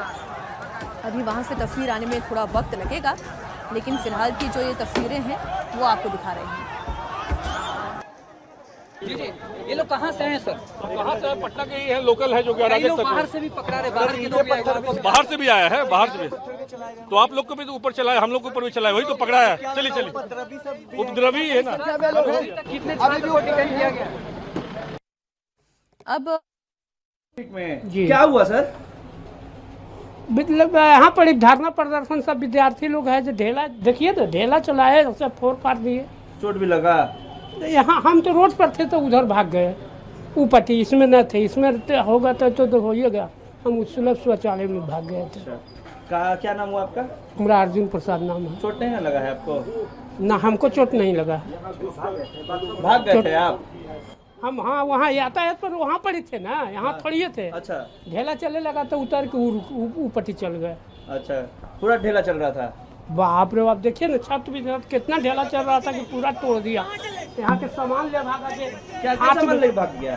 हाथ में लाइट जो रात के दिखाते थे जे लेके भाग गया, हेलमेट लेके भाग गया। हेलमेट भी लेके भाग गया? हाँ। सामान सारा गायब हो गया? हाँ, सामान जो था, लाइट वगैरह जो था, देखिए ना। आपने पुलिस के ही सुनी, ट्रैफिक पुलिस के कांस्टेबल थे और एक पुलिस का भी बयान आपने देखा। एक और बड़ी खबर आपको दिल्ली के जंतर मंतर से दे दूं, प्रदर्शनकारियों पर आंसू गैस के गोले छोड़े गए हैं। आरएफ ने प्रदर्शनकारियों पर आंसू गैस के गोले दागे हैं। दिल्ली में जंतर मंतर में एक बार फिर से हंगामा हो गया है और पथराव की भी खबर सामने आ रही है। अभय पराशर की एक रिपोर्ट आपको दिखाते हैं। अच्छा, फोन लाइन पर वो हमारे साथ जुड़ गए हैं। अभय, ये बताएं कि आखिर ऐसा क्या हो गया? अभी तो माहौल कुछ शांत दिखाई दे रहा था, आंसू गैस के गोले छोड़ने की नौबत क्यों आई? मीनाक्षी, ये तस्वीरें मैं अपनी आंखों देखी आपको तस्वीरें बता रहा हूं, क्योंकि यहाँ पे इंटरनेट बंद है, इसीलिए तस्वीरें हम आपको थोड़ी देर में भेज पाएंगे। दिल्ली पुलिस ने प्रेस कॉन्फ्रेंस की। प्रेस कॉन्फ्रेंस करके दिल्ली पुलिस ने जैसे ही अपना बयान दिया कि अफवाहों पर ध्यान ना दें, झूठी खबरों पर ध्यान ना दें। प्रेस कॉन्फ्रेंस खत्म होने के तुरंत बाद इस वक्त मैं जयसिंह रोड पर मौजूद हूं। मेरे सामने लगातार यहाँ पर पत्थर आ रहे हैं पुलिस कर्मियों के ऊपर, और ये भी बताया जा रहा है एक सब इंस्पेक्टर के सिर में पत्थर लगा है, जिससे उसको काफी चोटें आई हैं। अचानक से जयसिंह रोड जो है ये पुलिस हेडक्वार्टर के पीछे वाली रोड है और इसके जस्ट सामने टॉलस्टॉय मार्ग है और वहीं से जंतर मंतर का बैक हिस्सा है। वहां पर भीड़ उग्र हुई। उग्र होने के बाद पत्थर जो है अचानक से पुलिस कर्मियों के ऊपर फेंकने शुरू किए। आरएएफ के ऊपर प्रदर्शनकारियों ने उग्र होकर पत्थर फेंकने शुरू किए और उसके बाद पुलिस ने अब भीड़ को तितर बितर करने के लिए आरएएफ की टीम इस वक्त लगातार आंसू गैस के गोले छोड़ रही है। लगातार अनाउंसमेंट किया जा रहा है लाउड स्पीकर से कि आप किसी भी तरीके से संयम बनाए रखें, पथराव ना करें। लेकिन मीनाक्षी, जस्ट हमारे सामने की ये तस्वीरें हैं, डंडे जो है पतले पतले, जिसके पास जो सामान है, पानी की बोतलें, डंडे, पत्थर, पुलिस और आरएएफ की तरफ फेंके जा रहे हैं। पुलिस अनाउंसमेंट कर रही है कि आप पुलिस के ऊपर हमला ना करें, शांतिपूर्ण प्रदर्शन करें, लगातार अपील की जा रही है। लेकिन जब भीड़ इतनी ज्यादा है और जिस तरीके से हमने पहले भी ये जानकारी दी थी कि जो एफआरएस सिस्टम है उसमें ये पता लगा था कि कुछ क्रिमिनल्स जो हैं वो भीड़ के बीच में घुस जाते हैं। पथराव पुलिस के ऊपर किया गया, कुछ पुलिस कर्मियों के ऊपर मारना चाह रही है कि खाना पानी ना मिले उनको, दिल्ली पुलिस क्लियर कर दे। हो रहा है जो यहाँ पे प्रॉब्लम चल रही है, जो युवाओं का डिमांड है उसको सुनने के वजह वो यहाँ पे ये सारे प्रॉब्लम्स लगा रही है प्रशासन। बहुत बहुत दुखद बात है, ये हम लोग एक्सेप्ट नहीं करेंगे। हमने ऐलान किया है कि अगर ये कंटिन्यू रहेगा और युवाओं को डिटेन करते रहेंगे इलीगल तरीके से, हम लोग एक पीसफुल मार्च निकालेंगे दिल्ली पुलिस हेडक्वार्टर के तरफ एंड वहां पे जाके एक पीसफुल धरना हम लोग देंगे। तो दिल्ली पुलिस से फिर से रिक्वेस्ट है कि ऐसा खाना पानी वंचित ना करे लोगों को, जो यहाँ पे आना चाह रहे हैं उनको इलीगली डिटेन ना करें। मीटिंग के लिए क्या जा रहे हैं आप? निकल रहे हैं? मीटिंग होगा। देखिए इंटरनेट, ये अभी आप सौरभ दास को कह रहे हैं, सुन रहे थे, और वो ये कह रहे हैं कि वो एक बार फिर से प्रदर्शन की मांग कर रहे हैं, दिल्ली पुलिस से वो डिमांड कर रहे हैं। ये बात वो कह रहे हैं।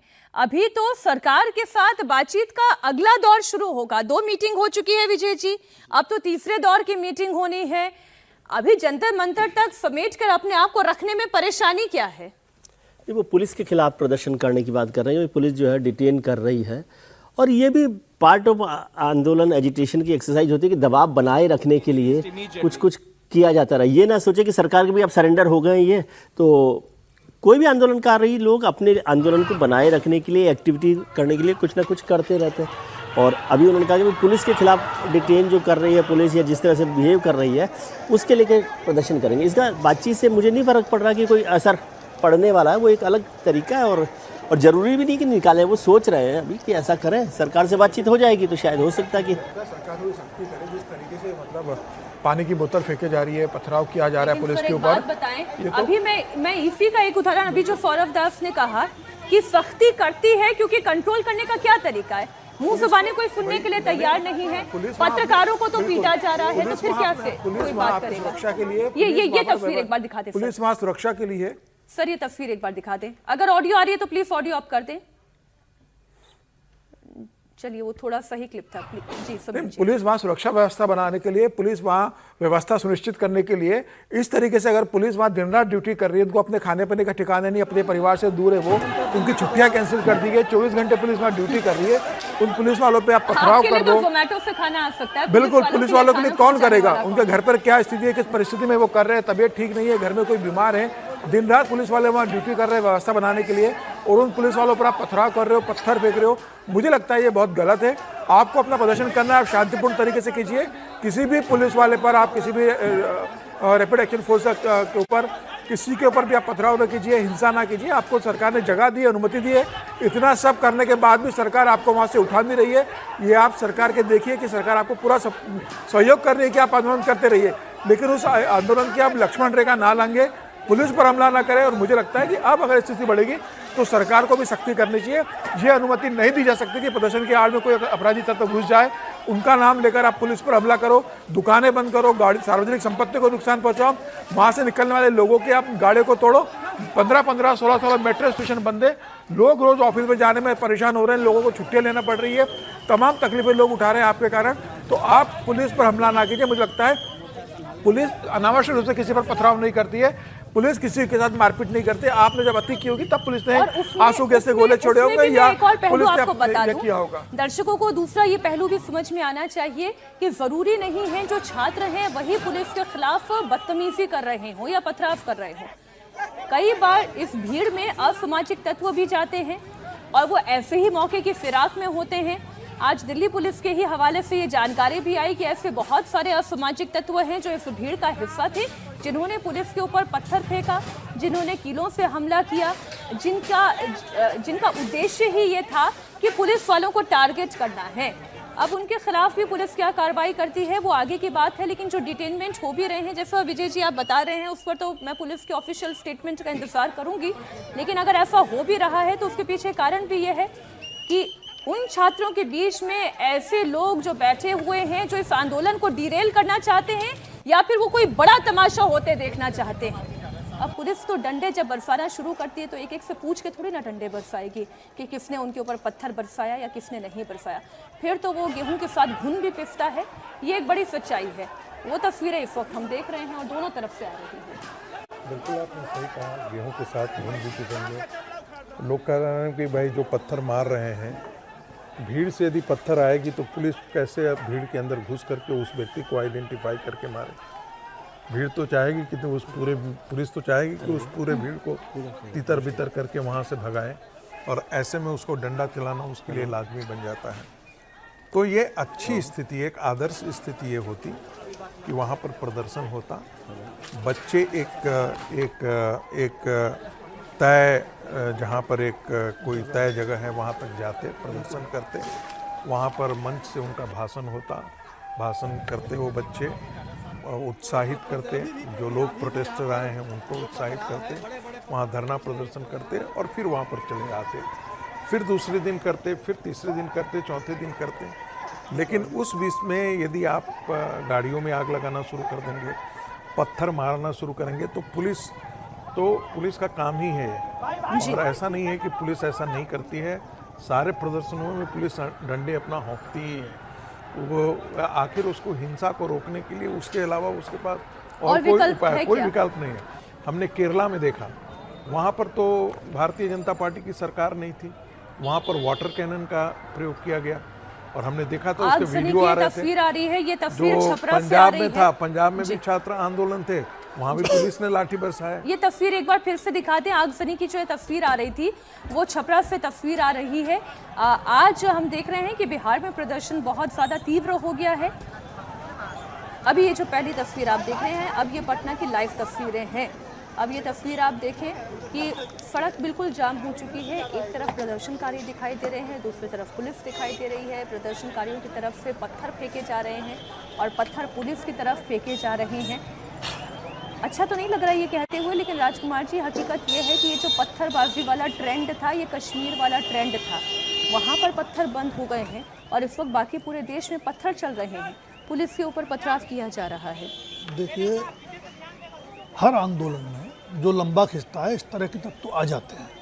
मैं नहीं मानता कि पूरी तरह से छात्र इसमें इन्वॉल्व होंगे। छात्र आंदोलन की आड़ में जो लोग आए हैं, जो लोग आए हैं वो उसके लिए जिम्मेदार है। और दिक्कत ये होती है कि छात्रों के पास ऐसा कोई मैकेनिज्म नहीं है, जिस तरह का आंदोलन है, किसी एक संगठन का आंदोलन नहीं है।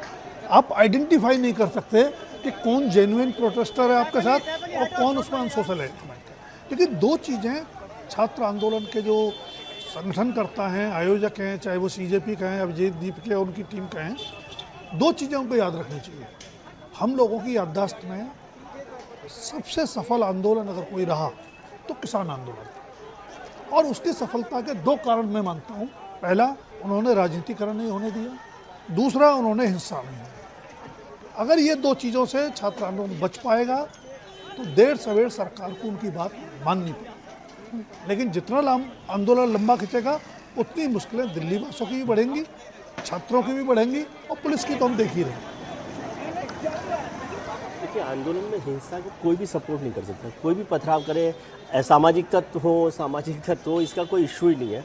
और ये आंदोलनकारियों की भी जिम्मेदारी बनती है कि वो ऐसे लोगों को आइडेंटिफाई करें, क्योंकि उंगली तो उन पर उठती है ना कि आप आंदोलन को लीड कर रहे हैं, लेकिन इसमें ऐसी लीडरशिप ही नहीं है जिस पर जो इसको पूरा कंट्रोल कर सके। एक बात तो लेकिन सर सरकार को समझ आई होगी कि never under estimate the power of youth. Yes, तो ये सरकार तो वो है जिसने यूथ आंदोलन किए हैं। अब ये भी कह सकते हैं वैसे कि ये छात्र आंदोलन नहीं है, क्योंकि इसमें जो भारतीय जनता पार्टी के जो छात्र संगठन है वो शामिल नहीं है। शायद उसे चिंता ना हो नीट के पेपर्स की लीक होने की, तो विद्यार्थी परिषद इसमें शामिल है। ये भी इसमें जाहिर करना चाहिए, जताना चाहिए। तो उससे भी लगता होगा कुछ लोगों को कि ये छात्र आंदोलन नहीं है। तो सब लोग अलग अलग तरीके से राजनीति करते हैं। अब छात्र आंदोलन को करना है तो छात्र संगठन होने चाहिए। ये सवाल भी पूछा जाना चाहिए ऐसे छात्र संगठनों से कि क्या वो इसको मानते हैं कि नहीं मानते। अच्छा, ये जो परिस्थिति इस वक्त दिखाई दे रही है, ये चोट लगी है पुलिस वाले को। पहले तो ये तस्वीर आप देख लें, उनके वर्दी पर खून के निशान दिखाई दे रहे हैं। और इस तरीके की तस्वीरें आपने दिल्ली में भी देखी, बहुत ज़्यादा ये तस्वीरें सामने आई जहां पर जानलेवा हमला तक हुआ पुलिस वालों पर, उनके सिर पर भी चोटें आई हैं। और वहीं दूसरी तरफ कई प्रदर्शनकारियों को बहुत ज़्यादा चोटें आई है। हर तरफ की तस्वीर मैं इसलिए कह रही हूँ कि पुलिस वालों की भी और छात्रों की भी, दोनों तरफ की तस्वीरें आप देखते चलें। जो बर्बादी हो रही है उसकी तस्वीर भी आप देखते चलें। अब सरकार के हाथ में है और छात्र संगठनों के हाथ में है। संगठनों क्या छोड़िए, आप CJP बोलिए कि उनके हाथ में है कि क्या कोई बीच का रास्ता निकलता है। ये आंदोलन हिंसक नहीं होता जी, तो ना आप इतना मीडिया कवरेज देते, ना इतना फुटेज वो खाते।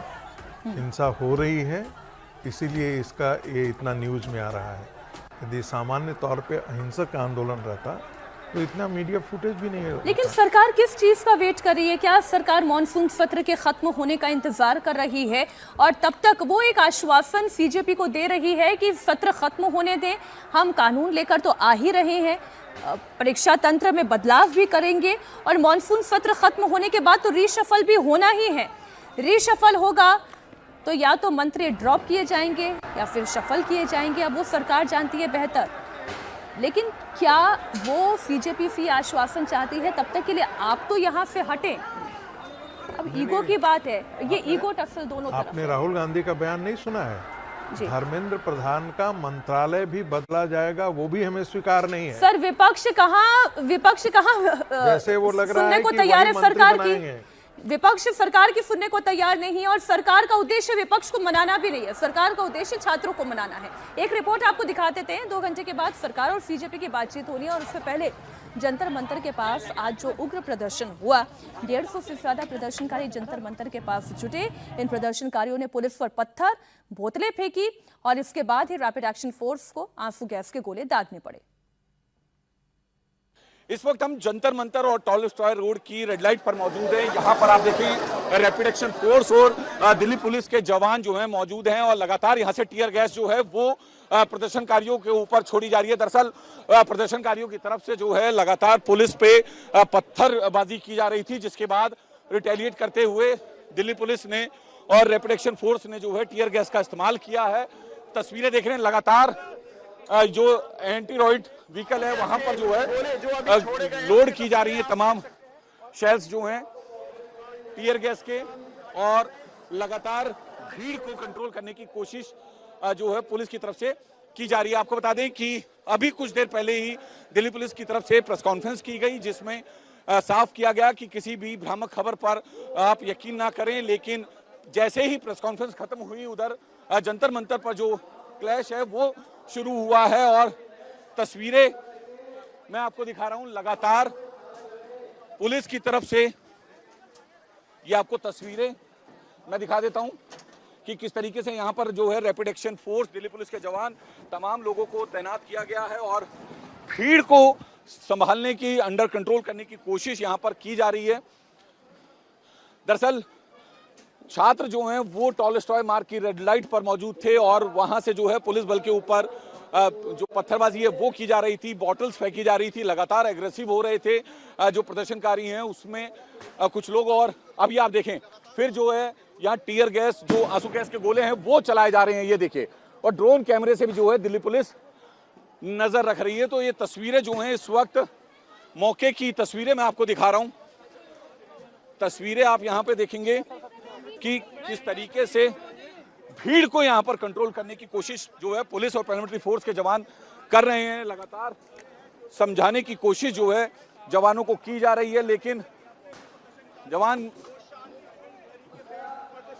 यहाँ पर लगातार टीयर गैस, आप देखें कि लगातार जंतर मंतर पर टीयर गैस जो है पुलिस छोड़ रही है ताकि भीड़ को तितर बितर किया जा सके। लगातार भीड़ की तरफ से आप देखें यहाँ पर ये छोटे छोटे जो पत्थर हैं वो पड़े हुए हैं और पुलिस टीम के ऊपर पथराव भी जो है वो किया जा रहा था, जिसके बाद अब रैपिड एक्शन फोर्स को आगे जो है पुलिस बुला रही है ताकि कंट्रोल जो है वो किया जा सके। ये देखिए आवाजें जो हैं आपको बैकग्राउंड में सुनाई दे रही होंगी। ये दरअसल टीयर गैस के जो शेल हैं जब वो चलाए जाते हैं तो उसकी ये पूरी आवाजें हैं और रैपिड एक्शन फोर्स के जवान, रैपिड एक्शन फोर्स की जो एंटी रॉइड व्हीकल हैं वो यहाँ तैनात किए गए हैं। ड्रोन कैमरे से जो है नजर यहाँ पर रखी जा रही है। तो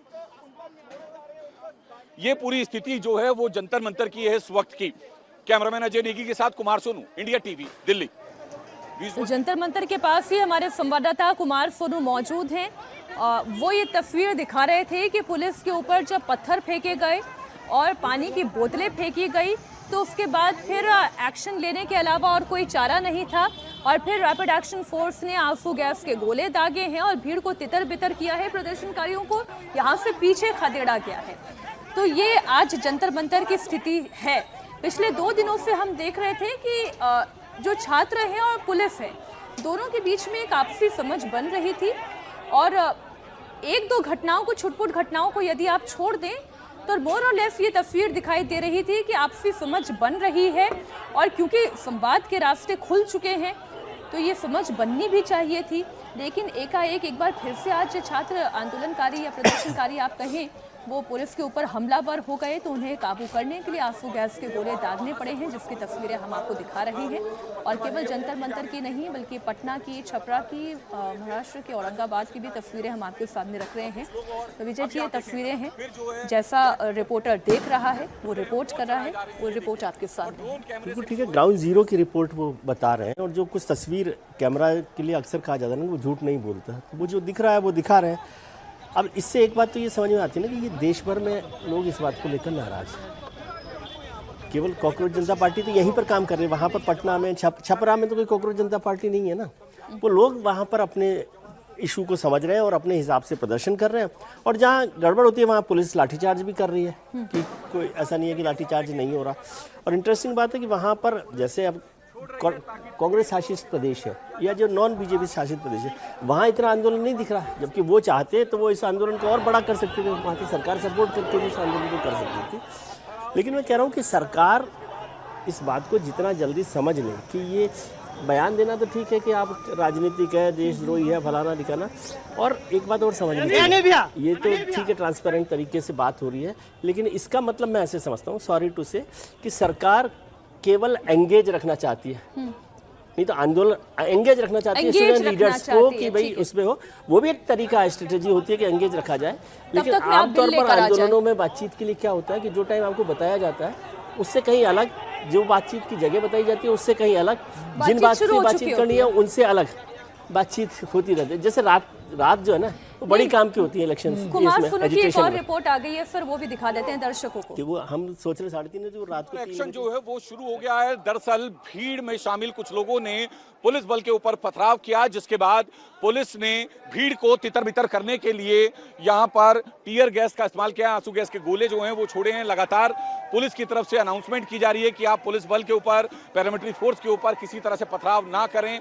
और तस्वीरें आप देखें ड्रोन कैमरे से जो है एक एक उपद्रवी पर पुलिस नजर भी रख रही है। लगातार भीड़ को तितर बितर करने के लिए टीयर गैस का इस्तेमाल यहाँ पर किया जा रहा है। आप तस्वीरें देखेंगे तो ये दिल्ली के जंतर मंतर की तस्वीरें हैं, जहां पर आप देखें कुछ लड़के जो हैं अभी भी यहाँ पे खड़े हुए हैं और पुलिस के ऊपर इक्का दुक्का लगातार पथराव जो है किया जा रहा है, नारेबाजी की जा रही है।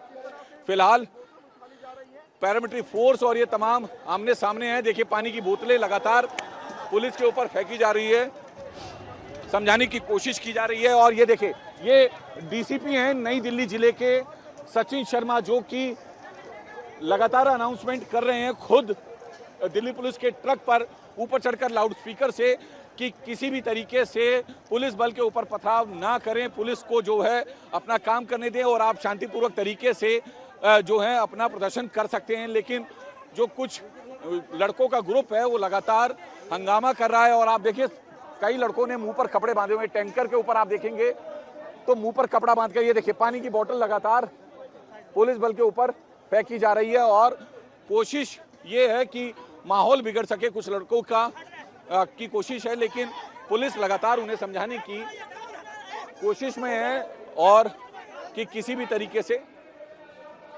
ये देखिए अनाउंसमेंट,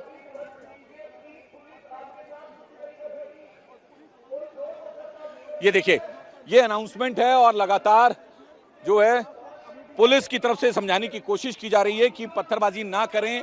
और पुलिस भी लगातार इस वक्त एक्शन मोड में है और जो आंसू गैस के गोले हैं वो प्रदर्शनकारियों पर छोड़े जा रहे हैं। जंतर मंतर पर बड़ी खबर आपको दे दे, शिक्षा मंत्री धर्मेंद्र प्रधान का इस्तीफा। इस वक्त की सबसे बड़ी खबर, शिक्षा मंत्री धर्मेंद्र प्रधान का इस्तीफा। जिस मांग के साथ सीजेपी लगातार प्रदर्शन कर रही थी, जिस मांग के साथ छात्र लगातार प्रदर्शन कर रहे थे, इतना बड़ा प्रदर्शन के बाद हाथापाई, धक्का मुक्की, पथराव, आंसू गैस के गोले, इस तक पर आ गई। शिक्षा मंत्री धर्मेंद्र प्रधान का इस्तीफा हो गया है। ये बड़ी खबर, इस वक्त की सबसे बड़ी खबर आपको बता रहे हैं। शिक्षा मंत्री धर्मेंद्र प्रधान का इस्तीफा हो गया है और ये एक प्रेस नोट जो जारी किया गया है। मेरे युवा साथियों, मैं पिछले 4 दशकों से अधिक छात्र, शिक्षक और शिक्षा सुधार के लिए समर्पित रहा हूं। मेरा सदैव यह विश्वास रहा है कि एक समावेशी, दूरदर्शी शिक्षा व्यवस्था ही सशक्त राष्ट्र की आधारशिला होती है। एक लंबा संदेश उन्होंने जारी किया है। धर्मेंद्र प्रधान का इस्तीफा हो गया है। जिस इस्तीफे की मांग लगातार छात्र कर रहे थे वो इस्तीफा आ गया है। मैं पूरा उनका मैसेज जो है वो पढ़कर आपके सामने रख दूं।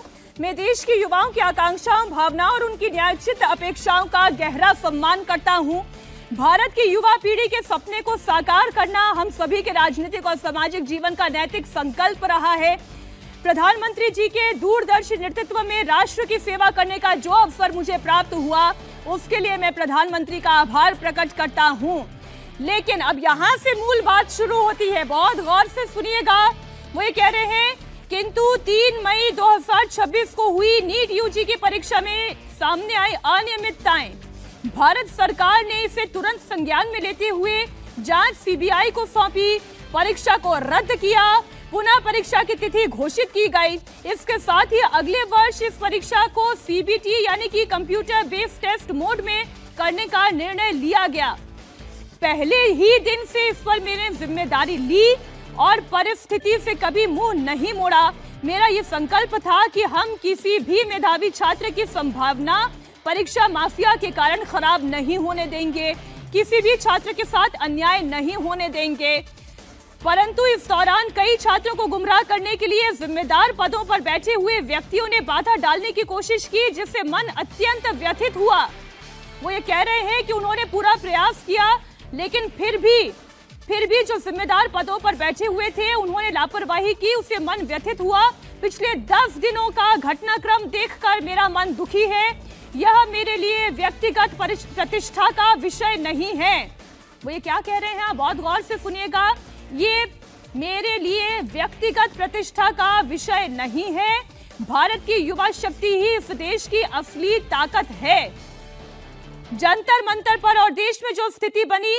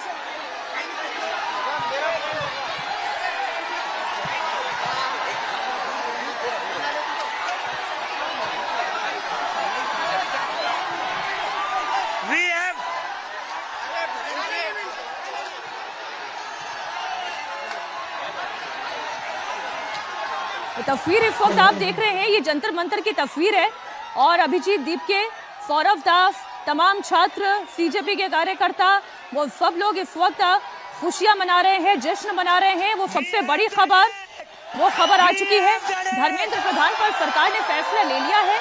शिक्षा मंत्री ने अपने पद से इस्तीफा दे दिया है। उन्होंने कहा कि जंतर मंतर पर जो देश में स्थिति बनी, इस स्थिति का राष्ट्र विरोधी ताकतें लाभ ना उठाएं, देश की एकता बनी रहे, भारत के एक भी विद्यार्थी का भविष्य कानूनी पेचीदगियों में ना। क्या कहते थे ये, क्या कहते थे, इस सरकार में इस्तीफे नहीं होते। क्या कहते थे, इस सरकार में इस्तीफे नहीं होते। हम कहना चाहते, झुकती है दुनिया, झुकाने वाला चाहिए। हमारे सहयोगी देवेंद्र पराशर इस खबर पर जुड़ गए हैं। देवेंद्र, पिछले 10 दिनों से जो हो रहा था, धर्मेंद्र प्रधान ये कह रहे हैं, उसे देखकर मैं बहुत दुखी था और अब इसी पर विचार करते हुए मैंने अपना त्यागपत्र माननीय प्रधानमंत्री जी को भेज दिया है।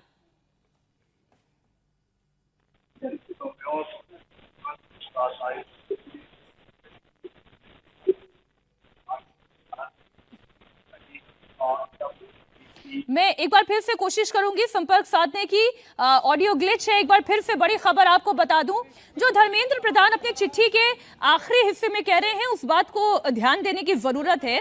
उन्होंने ये कहा है कि जंतर मंतर पर देश में जो स्थिति बनी, इस स्थिति का राष्ट्र विरोधी ताकतें लाभ ना उठाएं, देश की एकता बनी रहे, भारत के एक भी विद्यार्थी का भविष्य कानूनी पेचीदगियों में ना उलझे, हमारे बच्चों का समय पढ़ाई में लगे, करियर बनाने पर फोकस हो, और इसी पर विचार करते हुए मैंने अपना त्यागपत्र माननीय प्रधानमंत्री को सौंप दिया है।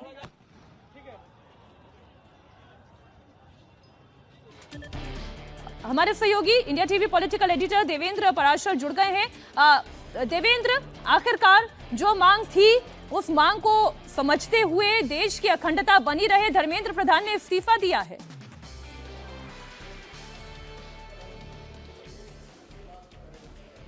तो निश्चित तौर पे प्रोटेस्ट करने वालों ने दबाव बनाकर इस्तीफा लिया है, वो कहें तो ज़्यादा बेहतर है। और अभी जैसा आप सुन रही थी कि अभिजीत दीपके जिस बात को कह रहे थे कि क्या कहा जाता था कि सरकार में इस्तीफे नहीं होते और झुकती है दुनिया, झुकाने वाला चाहिए, तो वो वाली जो लाइन थी, जिस प्रकार का दबाव बनाया गया और न सिर्फ दिल्ली में बल्कि उसका सहारा लेकर अलग अलग जगह पर प्रोटेस्ट हो रहे थे, तो वहाँ पर सरकार के सामने जो एक सबसे बड़ी चिंता थी, जो कि शुरू में पहले दिन से नजर आ रही थी इस प्रोटेस्ट के बाद, कि इस प्रोटेस्ट के बारे में सरकार ये समझ रही थी कि ये पॉलिटिकली मोटिवेटेड लोग हैं जो कि प्रोटेस्ट करा रहे हैं इसके पीछे। लेकिन अगर इस सेंटिमेंट के साथ देश के घरों में बैठे छात्र अपने आप को कनेक्ट कर लें, देश के युवा अपने आप को कनेक्ट कर लें और उनको ये लगे कि हाँ ये गलत हो रहा है, बहुत कुछ गलत हो रहा है और मंत्री का इस्तीफा होना चाहिए, वहाँ पर सरकार के लिए फिर मुश्किल हो जाएगी। और पिछले 2-3 दिनों में जिस प्रकार से फीडबैक मिला होगा, निश्चित तौर पर सरकार के सामने, परसों से अगर आप कहें तो ज़्यादा एग्जैक्ट होगा कि परसों से ऐसा लगा कि सरकार इस दबाव के आगे थोड़ी झुकती नजर आ रही है। जैसे परसों के बयान को अगर आप देखें तो परसों ये बताया गया था सरकार की तरफ से कि क्योंकि मंत्रालय, सरकारी दफ्तर न्यूट्रल जगह ही होते हैं, तो अगर सीजेपी के लोगों को बातचीत करने आना है तो घर पे नहीं आना चाहे तो नहीं है, मंत्रालय आ सकते हैं, न्यूट्रल प्लेस जाने का कोई मतलब नहीं है। लेकिन कल वो लोग गए, कल जब वहाँ पे डिमांड रखी गई तो 3 में से 2 डिमांड पे बात हो गई। तीसरे डिमांड के बारे में ये बोला गया कि 24 घंटे में रिस्पॉन्ड किया जाएगा। आज की बैठक जो शाम 4 बजे होनी थी, उससे पहले बताया गया कि इस बारे में बताया जाएगा। तो उसके बाद ये बात समझ में आ रही थी कि सरकार अब इस मामले को ज़्यादा लंबा नहीं खींच पाएगी, ज़्यादा लंबा खींचना नहीं चाहती, और जो दबाव ये प्रोटेस्ट करने वाले बना रहे थे उन लोगों ने वो दबाव बनाया। और इसके अलावा देखें, आपकी सरकार की तरफ से जो कुछ भी किया जा रहा था उससे ये इस प्रोटेस्ट की जो आग थी वो कम नहीं हो रही थी। और जैसा कि पहले मैंने आपको बताया कि सरकार को चिंता ही इस बात की थी कि इस प्रोटेस्ट के साथ देश के युवा, देश के यूथ अपने आप को कनेक्ट ना कर लें, और उस लिहाज से उससे बचाव का रास्ता यही हुआ कि शिक्षा मंत्री ने खुद ही अपना इस्तीफा दे दिया है। ये बात देवेंद्र जो वो अपने पत्र में लिख रहे हैं, वो ये कह रहे हैं ये मेरे लिए व्यक्तिगत प्रतिष्ठा का विषय नहीं है, भारत की युवा शक्ति ही देश की असली ताकत है, इसमें तो कोई दो राय नहीं। चलिए, जंतर मंतर पर तो ये कॉकरोच जनता पार्टी के जो नेता हैं वो बैठे हुए हैं, लेकिन अब पूरे देश में युवा एकत्रित होने लग गए थे, छात्र एकत्रित होने लग गए थे, और मांग वही थी कि धर्मेंद्र प्रधान का इस्तीफा हो। शिक्षा में सुधार की बात तो अलग बात थी, लेकिन पहला मुद्दा यह था कि धर्मेंद्र प्रधान का इस्तीफा चाहिए।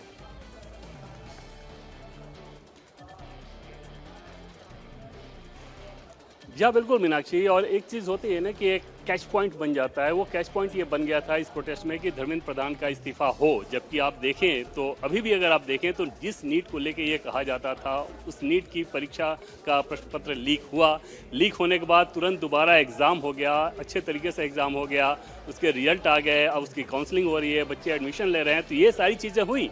लेकिन क्योंकि क्वेश्चन पेपर लीक हुआ था, उस चीज़ ने पकड़ा, और दूसरी चीज़ की शिक्षा मंत्री का इस्तीफा होना चाहिए। और धर्मेंद्र प्रधान के केस में अगर आप देखें तो यूजीसी के समय से जो एक विवाद खड़ा हुआ था, वो विवाद, उस विवाद को लेकर ऑलरेडी वो निशाने पे थे, और एक सेक्शन था वो बीजेपी के समर्थकों के भीतर भी एक सेक्शन था जो उनको नापसंद कर रहा था इस बात को लेकर। और उसके बाद ये चीज़ हुई, फिर सीबीएसई के वेबसाइट को लेकर हुई, तो आप कह सकती हैं कि एक तरह से बहुत ज़्यादा जमावड़ा हो गया था उनके ऊपर दबाव का। और खासतौर पर अभी पार्लियामेंट का सेशन चल रहा है, और सेशन शुरू होने से जस्ट पहले से जिस प्रकार से दबाव बनना शुरू हुआ, जिस दिन 20 तारीख के बाद जो प्रोटेस्ट हुआ, फिर लाठीचार्ज हुआ, तो ये सारी चीज़ें निश्चित तौर पे सरकार के ऊपर एक बड़ा दबाव बना रही थी। हालांकि एक सवाल ये ज़रूर रहेगा सरकार के सामने कि अगर इस प्रकार से प्रोटेस्ट के सहारे इस्तीफे होने लगे, प्रोटेस्ट के चलते इस्तीफे होने लगे, तो फिर तो ऐसे प्रोटेस्ट करने वालों की देश में कमी नहीं है और देश में कमी नहीं रहेगी।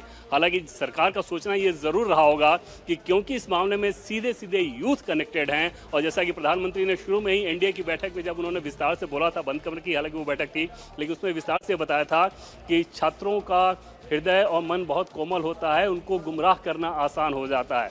तो वो एक चिंता रही होगी कि ऐसा ना हो कि जो कुछ भी वो लोग कर रहे हैं उनके करने का असर उन बच्चों पे नहीं पड़ रहा हो, और वो इस प्रोटेस्ट से अपने आप को ज्यादा कनेक्ट कर लिए हो, तो बेहतर है कि देवेंद्र बने रहे हमारे साथ। अभिजीत दीपके कुछ कह रहे हैं, वो सुनो। This is how a democracy should be. ये लोकतंत्र है, ये लोकतंत्र है। मुझे पिछले एक महीने से बहुत बड़े पॉलिटिशियंस, बहुत बड़े मीडिया वाले कहते थे क्या कर रहे हो, कब तक बैठोगे, नहीं देंगे इस्तीफा, आप जानते नहीं हो क्या इस सरकार को। बहुत ही निर्दयी सरकार है, किसी की नहीं सुनती है ये सरकार, अपनी मनमानी करती है, बहुत जिद्दी सरकार है।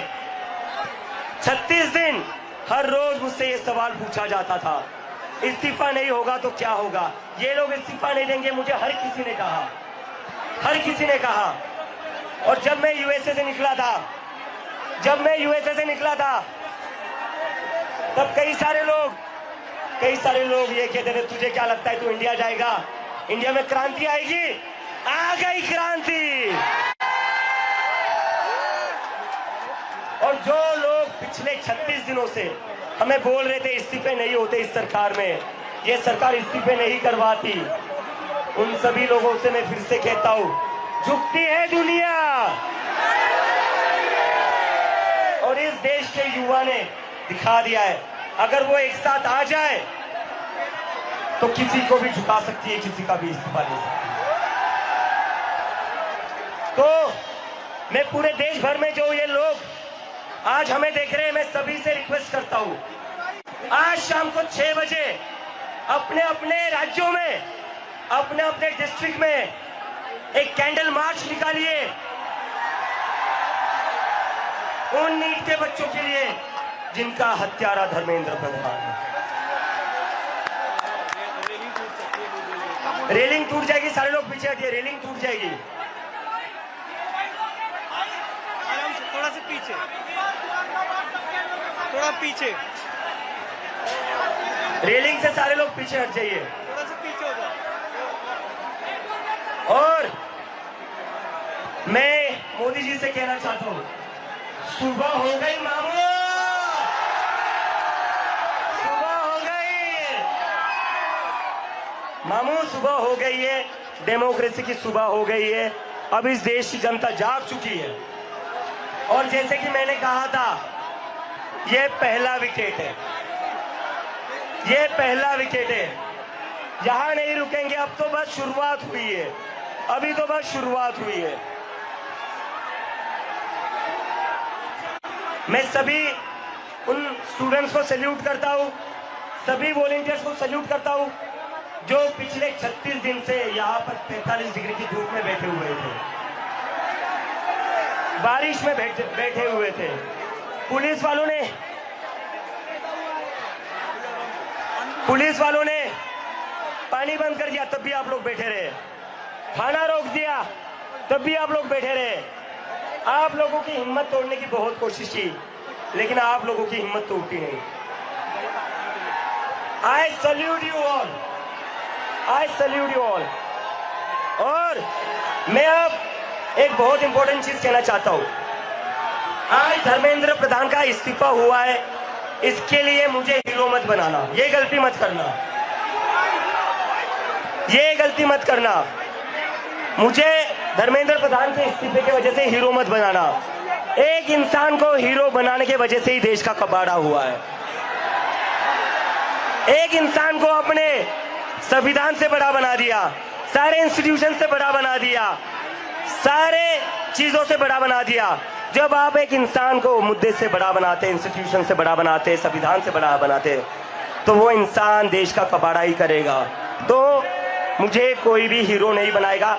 नारे लगेंगे भारत माता की जय के, भारत माता की, भारत माता की, इनकलाब, इनकलाब, वंदे वंदे, जय जय जय जय जय भीम, जय जय जय जय जय भीम, जय जय जय जय जय भीम। और मराठी मीडिया है क्या यहाँ पर? एक मिनट अब जो बात देवेंद्र अभिजीत दीप के कह रहे थे वो आप भी सुन रहे थे कि ये तो पहला विकेट गिरा है, ये तो पहला विकेट गिरा है, संविधान बड़ा है, मुझे कोई हीरो मत बना देना, ये सारे वो बयान हैं जो पॉलिटिकल बयान हैं। आपको शिक्षा तंत्र में सुधार चाहिए था, धर्मेंद्र प्रधान का इस्तीफा चाहिए था, धर्मेंद्र प्रधान का इस्तीफा हुआ, बिल सरकार लाने जा रही है फ्लोर पर।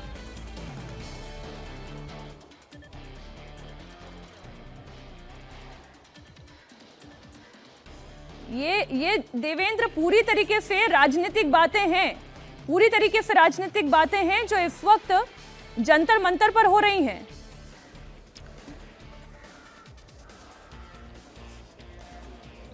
और देखिए मीनाक्षी, ये पूरा उनका अधिकार भी है। जिस प्रकार से सीधे सीधे कहें कि दबाव बना के इस्तीफा उन लोगों ने अगर लिया है, उन्होंने लिया है, तो इसमें कोई दो राय नहीं। और इस मौके का वो भरपूर फ़ायदा उठाने की कोशिश करेंगे ही करेंगे। ये सबको पता है कि उनके पीछे आम आदमी पार्टी के लोग हैं। ये सबको पता है कि मनीष सिसोदिया के साथ वो क्लोजली काम कर चुके हैं। अरविंद केजरीवाल या राजस्थान में आम आदमी पार्टी के जो लोग थे, उन सबकी उस टीम में हैं। तो ये सारी चीज़ें तो थी। उसके बावजूद अगर दबाव बना के उन्होंने शिक्षा मंत्री का इस्तीफा लिया, और ये इस्तीफा तब लिया जब वो प्रोटेस्ट पे लगातार इतने दिन तक प्रोटेस्ट पर बैठे, सोनम वांगचुक को लेकर आए, उन्होंने अनशन किया। तो ये सारी चीज़ें होने के बाद क्यों ना वो इस सेलिब्रेशन के तौर पे वो पेश करें। और सरकार के सामने आगे भी सबसे बड़ा सवाल मीनाक्षी यही रहेगा कि जिस बात को उन्होंने कहा, और जैसा कि पहले मैं कह रहा था कि अब तो ये एक ट्रेंड की शुरुआत वो समझ रहे हैं कि ये तो एक शुरुआत है। और उसके बाद प्रधानमंत्री को लेकर जिस शब्द का उन्होंने इस्तेमाल किया, सीधे सीधे ये समझिए कि सड़क पर प्रदर्शन के मार्फत अगर किसी सरकार के मंत्री का इस्तीफा हो, और वो भी तब जब सरकार ये समझ रही है कि हाँ, और सरकार के द्वारा लगातार इस बात को बताया जा रहा था कि मंत्री के स्तर पर क्योंकि कोई चूक नहीं है इसलिए उनका इस्तीफा नहीं होगा।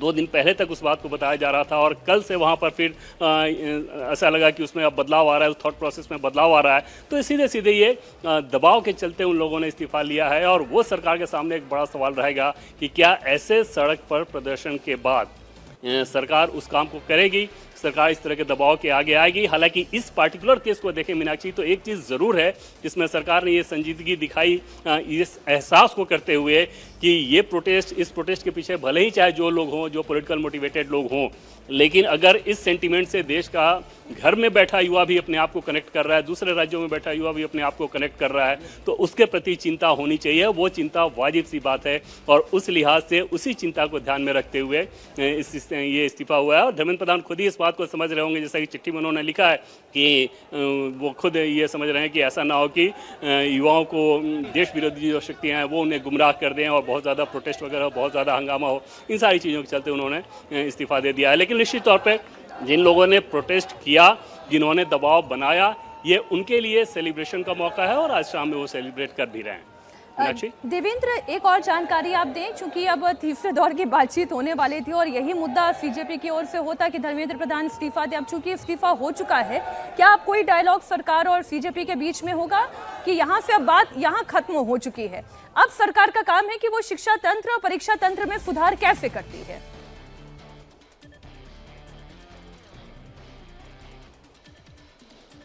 देखिए, जो सुझाव कल दिया जाना था, इन लोगों से जो सुझाव मांगा गया था, तो 5 सुझाव सीजेपी के लोगों ने, प्रतिनिधियों ने कल सरकार के दोनों मंत्रियों को दिया। तो सुझाव तो दे दिया गया था। उसके बाद जो इनकी डिमांड थी, 3 डिमांड, उसमें 2 डिमांड के बारे में ऑलरेडी आश्वासन मिल गया था। अब सिर्फ एक चीज़ बाकी रह गई थी कि इस्तीफा होगा या नहीं।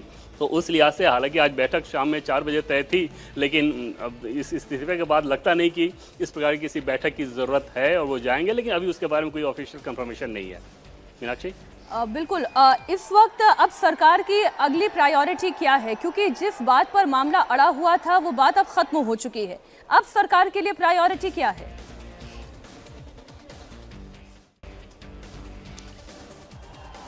देखिए, सबसे पहले जो बड़ी प्राथमिकता होगी वो ये कि एक ऐसे शिक्षा मंत्री को आप चुने जिसको लेकर तुरंत से कोई उस तरह का सवाल ना खड़ा करे। दूसरी चीज़ की पूरी व्यवस्था में इस प्रकार से आप आमूलचूल परिवर्तन करें जो कि युवाओं को इस समझ में आए कि हाँ, जैसी चीज़ वो चाहते थे वो हो। और तीसरी चीज़ की, जैसे मंडे को जब पेपर लीक को लेके जब बिल पेश होगा तो उस बिल का ड्राफ्ट कॉपी ऑलरेडी डिस्ट्रीब्यूट हो गया है, तो उस कंडीशन में वो बिल पास जब हो तो वहाँ पर सरकार फिर उस बिल को पास करने के दरमियान ठीक तरीके से इस बात को रखे कि शिक्षा के क्षेत्र में नरेंद्र मोदी सरकार ने क्या कुछ किया था, नकल रोकने के लिए क्या कुछ किया गया था, किस प्रकार से 1986 के शिक्षा नीति में इस प्रकार के कानून की व्यवस्था की बात कही गई थी, लेकिन वो कानून बना नहीं। कानून तब बना जब 2024 में नरेंद्र मोदी सरकार ने उसे बनाया, अब उसे ही अमेंड किया जा रहा है। तो अब एक नैरेटिव की लड़ाई ज़रूर रहेगी, वहाँ पर सत्ता पक्ष के सामने एक मुश्किल हालात ज़रूर रहेंगे, उनके प्रवक्ताओं के सामने मुश्किल हालात रहेंगे, उनके समर्थकों के सामने मुश्किल हालात ये रहेंगे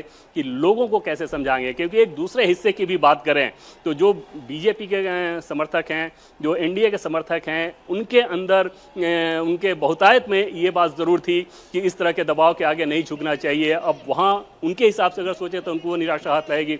तो कुल मिलाकर एक परसेप्शन क्रिएट करनी जैसी चीज़ें एक तरफ पॉलिटिकल फ्रंट पे होंगी, दूसरी तरफ गवर्नमेंट के फ्रंट पे ऐसी चीज़ें होंगी कि कैसे आप एनटीए को और ज़्यादा सुदृढ़ बनाएं और इस तरह की घटना दोबारा ना हो। अगले साल नीट की ही बात कर लें जिसमें सबसे ज़्यादा विद्यार्थी अपीयर होते हैं और सबसे ज़्यादा खतरा भी उस पर रहता है पेपर लीक को लेकर। तो उस कंडीशन में अगर आप कंप्यूटर बेस्ड टेस्ट पे जा रहे हैं तो उसके लिए कैसा इंफ्रास्ट्रक्चर होना चाहिए, उसमें हैकिंग जैसी कोई समस्या ना आ जाए, जिस प्रकार से पेपर लीक को लेकर ऐसे कराया जाता है वहाँ पर कोई ऐसी समस्या ना हो। ये सारी माथापच्ची सरकार को अब बहुत ज़्यादा करनी होगी, खासतौर पर शिक्षा मंत्रालय के काम को लेकर। मीनाक्षी, बिल्कुल आप ठीक कह रहे हैं, ये सरकार की प्राथमिकताएं हैं और सरकार इस पर कदम आगे बढ़ा भी चुकी है। मंगलवार के दिन का हम भी इंतजार कर रहे हैं जब फ्लोर पर ये बिल लाने की तैयारी होगी और जैसा हमारी जानकारी है कि जितेंद्र सिंह इस बिल को लेकर आने वाले हैं।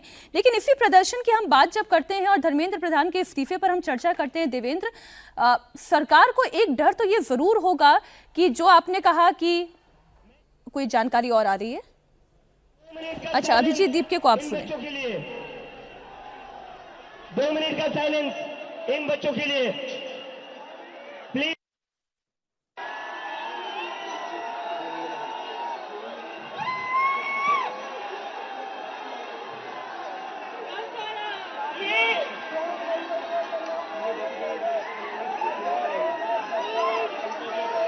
लेकिन नहीं भाई यार,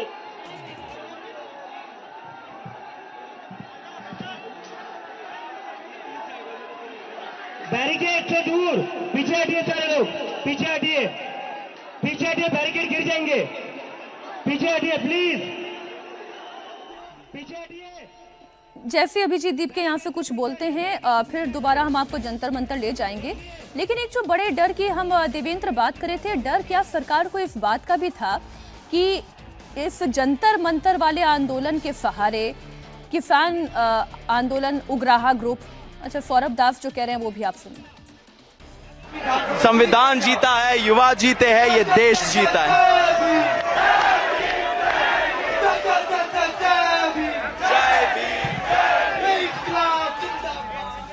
तो संविधान जीता है, ये देश जीता है, ये बात अभी सौरभ दास कह रहे थे।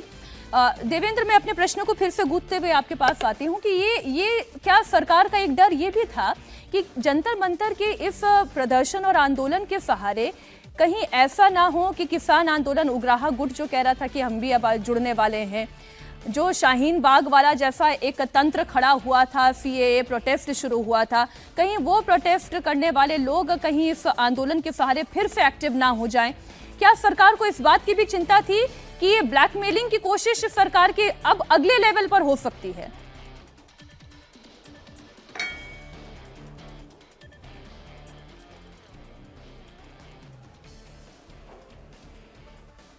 देवेंद्र, क्या आप मुझे सुन पा रहे हैं? मैं दोबारा अपने सहयोगी के पास जाऊंगी। अब ये जो विजय जी हुआ है, शिक्षा मंत्री का इस्तीफा, आखिरकार ये इस्तीफा हुआ है।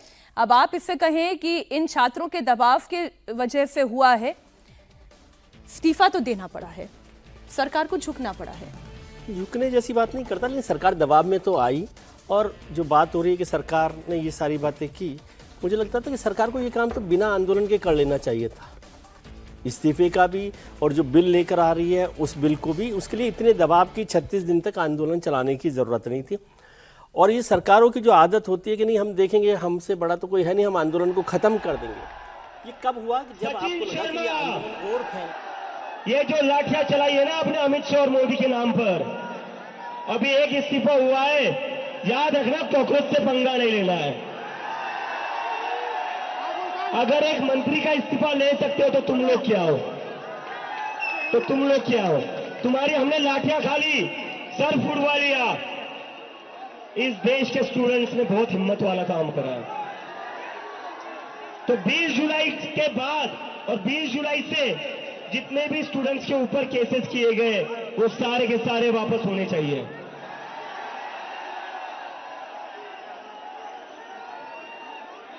And to the people of India, to भैया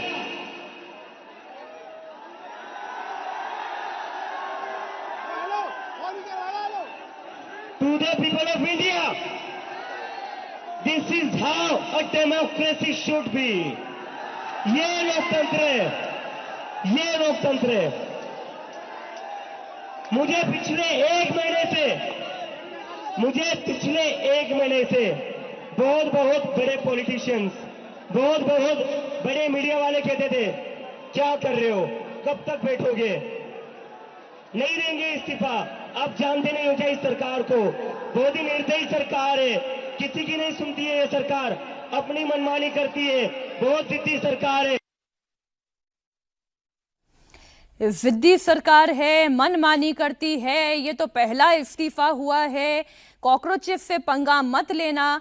अब ये जो बातें हैं, ये वाकई में उस बात का जश्न हो सकता है कि वो सरकार को दबाव में लाने के लिए जश्न मना रही है और ये वो काम कर पाई है। धर्मेंद्र प्रधान का इस्तीफा हो पाया है। देवेंद्र पाराशर हमारे साथ जुड़े हुए हैं। इसका एक पहलू में और चर्चा में शामिल करना चाहती हूँ। देवेंद्र, क्या सरकार का आकलन ये भी था कि जंतर मंतर के सहारे सीए जैसा प्रोटेस्ट, शाहीन बाग जैसा कैंप या किसान आंदोलन खड़ा करने वाले नेता भी इस मंच का फायदा उठाकर सरकार को ब्लैकमेल कर सकते हैं? क्या कहते थे ये, क्या कहते थे, इस सरकार में इस्तीफे नहीं होते, क्या कहते थे, इस सरकार में इस्तीफे नहीं होते। हम कहना चाहते, झुकती है दुनिया, झुकाने वाला चाहिए।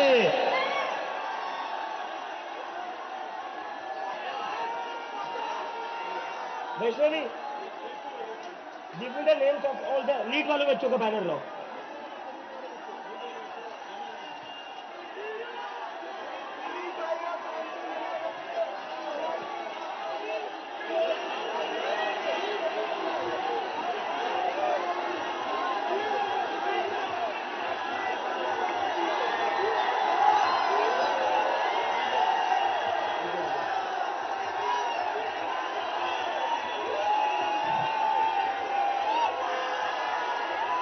This is for them. ये उन सभी बच्चों के लिए जिनकी जिंदगी धर्मेंद्र प्रधान ने ली थी। प्रदीप मेघवाल, ऋतिक मिश्रा, सिद्धार्थ हेगड़े, भाग्यश्री, अंशिका पांडे, उमेश माली, रेणु मीना, रिया कुमारी थापा,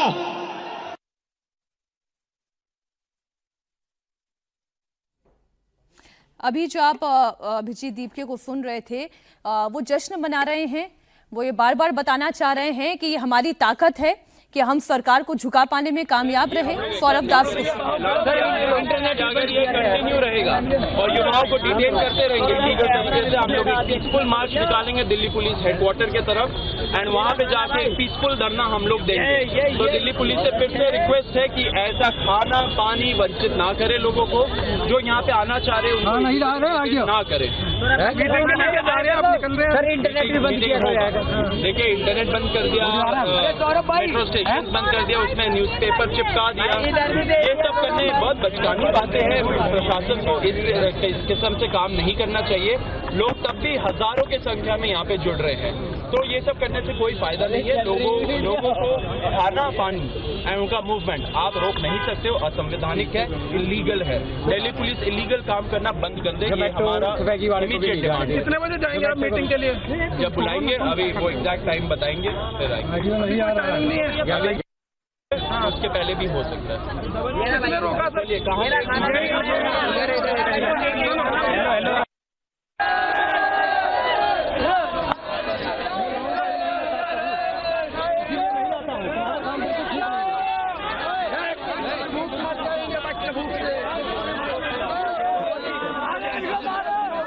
अब जो तस्वीरें आप देख रहे हैं, अब वहां पर क्या हो रहा है ये थोड़ा सा समझने में वक्त लगेगा सौरभ दास का, क्योंकि जो हम बयान सुना रहे थे वो थोड़ी देर पहले का बयान है। दिल्ली पुलिस वंचित करना चाह रही है लोगों को और मारना चाह रही है कि खाना पानी ना मिले उनको। दिल्ली पुलिस भी काफी बहुत इनकन्वीनियंस कॉज हो रहा है। जो यहाँ पे प्रॉब्लम चल रही है, जो युवाओं का डिमांड है उसको सुनने के वजह वो यहाँ पे ये सारे प्रॉब्लम्स लगा रही है प्रशासन। बहुत गलत बात है, ये हम लोग एक्सेप्ट नहीं करेंगे। अगर ये कंटिन्यू रहेगा और युवाओं को डिटेन करते रहेंगे लीगल तरीके से, हम लोग एक पीसफुल मार्च निकालेंगे दिल्ली पुलिस हेडक्वार्टर के तरफ एंड वहाँ पे जाके एक पीसफुल धरना हम लोग देंगे। तो दिल्ली पुलिस से फिर से रिक्वेस्ट है कि ऐसा खाना पानी वंचित ना करे लोगों को, जो यहाँ पे आना चाह रहे हैं उनको ना करे। सर इंटरनेट भी बंद किया जाएगा। देखिए इंटरनेट बंद कर दिया, मेट्रो स्टेशन बंद कर दिया, उसमें न्यूज़पेपर चिपका दिया। ये सब करने बहुत बचकानी बातें हैं। प्रशासन को इस किस्म से काम नहीं करना चाहिए। लोग तब भी हजारों की संख्या में यहाँ पे जुड़ रहे हैं, तो ये सब करने से कोई फायदा नहीं है। लोगों को खाना पानी एंड उनका मूवमेंट आप रोक नहीं सकते हो, असंवैधानिक है, इलीगल है। दिल्ली पुलिस इलीगल काम करना बंद कर दे, ये हमारा इमीडिएट डिमांड है। कितने बजे जाएंगे आप मीटिंग के लिए? जब बुलाएंगे, अभी वो एग्जैक्ट टाइम बताएंगे फिर आएंगे। उसके पहले भी हो सकता है। चलिए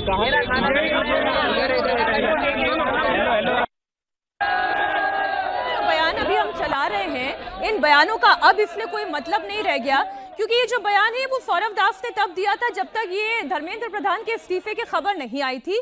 और ये तब की बात है जब यहाँ पर खाने पानी को लेकर, मीटिंग के टाइम को लेकर, मीटिंग के स्थान को लेकर बातें क्लियर नहीं थी। अब तो बात ही सारी खत्म हो चुकी है। धर्मेंद्र प्रधान पर फैसला हो चुका है, छात्रों की मांग मान ली गई है। धर्मेंद्र प्रधान ने खुद अपना त्याग पत्र दे दिया, प्रधानमंत्री को यह त्याग पत्र पहुंचा दिया गया है। तो राउंड 3 की बैठक से पहले ही दरअसल ये इस्तीफा हो चुका है, इसलिए अब इन तमाम बातों का कोई अर्थ रह नहीं गया है। अब मसला ये है कि ये इस्तीफा तो हो गया, लेकिन अब इसके बाद क्या ये छात्र जंतर मंतर से, प्रोटेस्ट साइट से हटेंगे तो कब हटेंगे? ये धरना प्रदर्शन कब खत्म होगा? क्या ये शाम तक जश्न का माहौल होगा जंतर मंतर पर? और फिर उससे बड़ा सवाल तो ये है कि सरकार इस परीक्षा तंत्र में सुधार कैसे करती है, एंड टू एंड एक ऐसे एग्जामिनेशन सिस्टम की क्या तैयारी करती है जहां पर कोई भी परीक्षा लीक प्रूफ बनाई जा सके। सारा प्रश्न इसी के इर्द गिर्द घूम रहा है। हमारे सहयोगी देवेंद्र पराशर लगातार हमारे साथ जुड़े हुए हैं। तो पहले तो इस पर क्या देवेंद्र कोई अपडेट है आपके पास कि ये प्रदर्शन अब पूरी तरीके से खत्म होने वाला है, या फिर जैसा सीजेपी के नेता दीपके कह रहे थे कि ये तो पहला स्टेप है?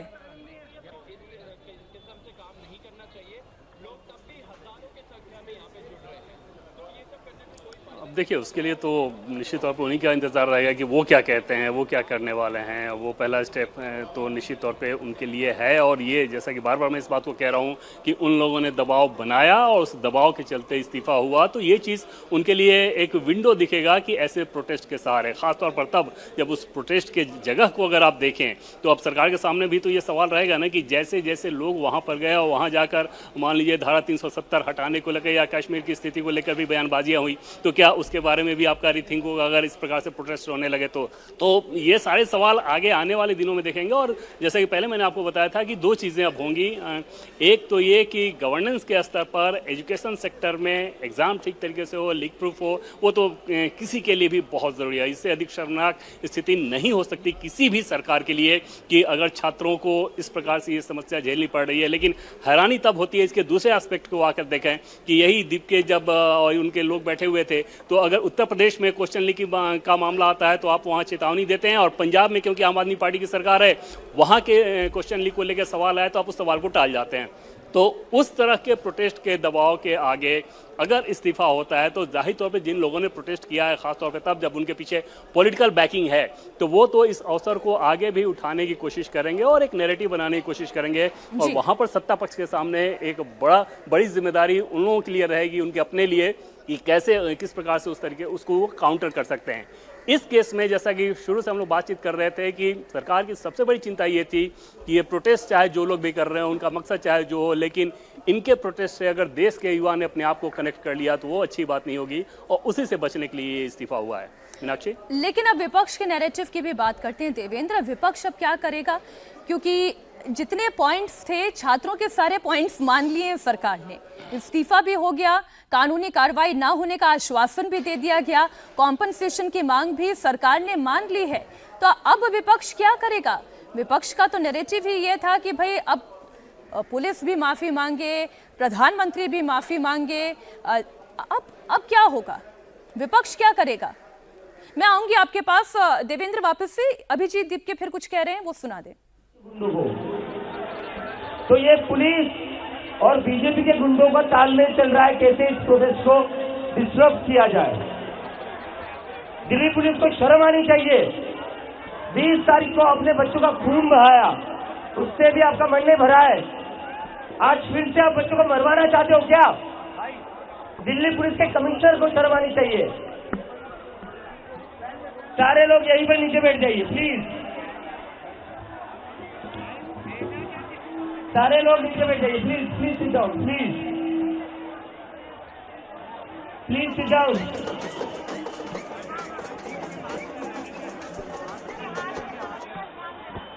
प्लीज मेरी रिक्वेस्ट है आप सभी से,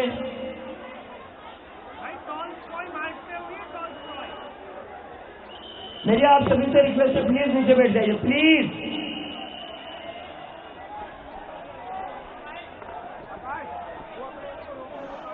देखो पैनिक नहीं करना है, ऐसे ही आराम से बैठे रहिए। आएंगे ये 500 रुपए के चड्डी वाले गुंडे आएंगे, ये इन चड्डी वालों से डरना नहीं है। यहाँ पर हम ऐसे ही शांति से बैठे रहेंगे। हम हमारी तरफ से कोई भी गलत कदम नहीं उठाएंगे। हम हमारी तरफ से कहीं पर भी लॉ एंड ऑर्डर में प्रॉब्लम हो ऐसी कोई चीज नहीं करेंगे। We have to be really calm and very peaceful, that is our biggest strength. हमारी सबसे बड़ी शक्ति हमारा पीसफुल होना है। हम यहीं पर ऐसे शांति से बैठे रहेंगे, देखते क्या करते हैं। अभी तक नरेंद्र मोदी और अमित शाह बस पुलिस वाले गुंडों से काम कराते थे, लेकिन अभी आरएसएस के गुंडे भी भेज दिए इन्होंने। तो पुलिस वाले गुंडे भी आ जाए, आरएसएस वाले गुंडे भी आ जाए, ये प्रोटेस्ट खत्म नहीं होगा। बैठ जाइए शांति से।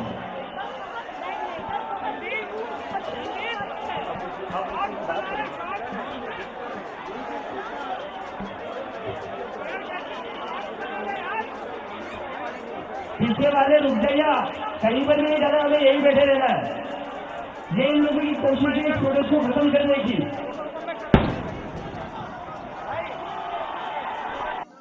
तानाशाही, मोदी तेरी गुंडागर्दी, मोदी तेरी गुंडागर्दी। धर्मेंद्र प्रधान इस्तीफा दो,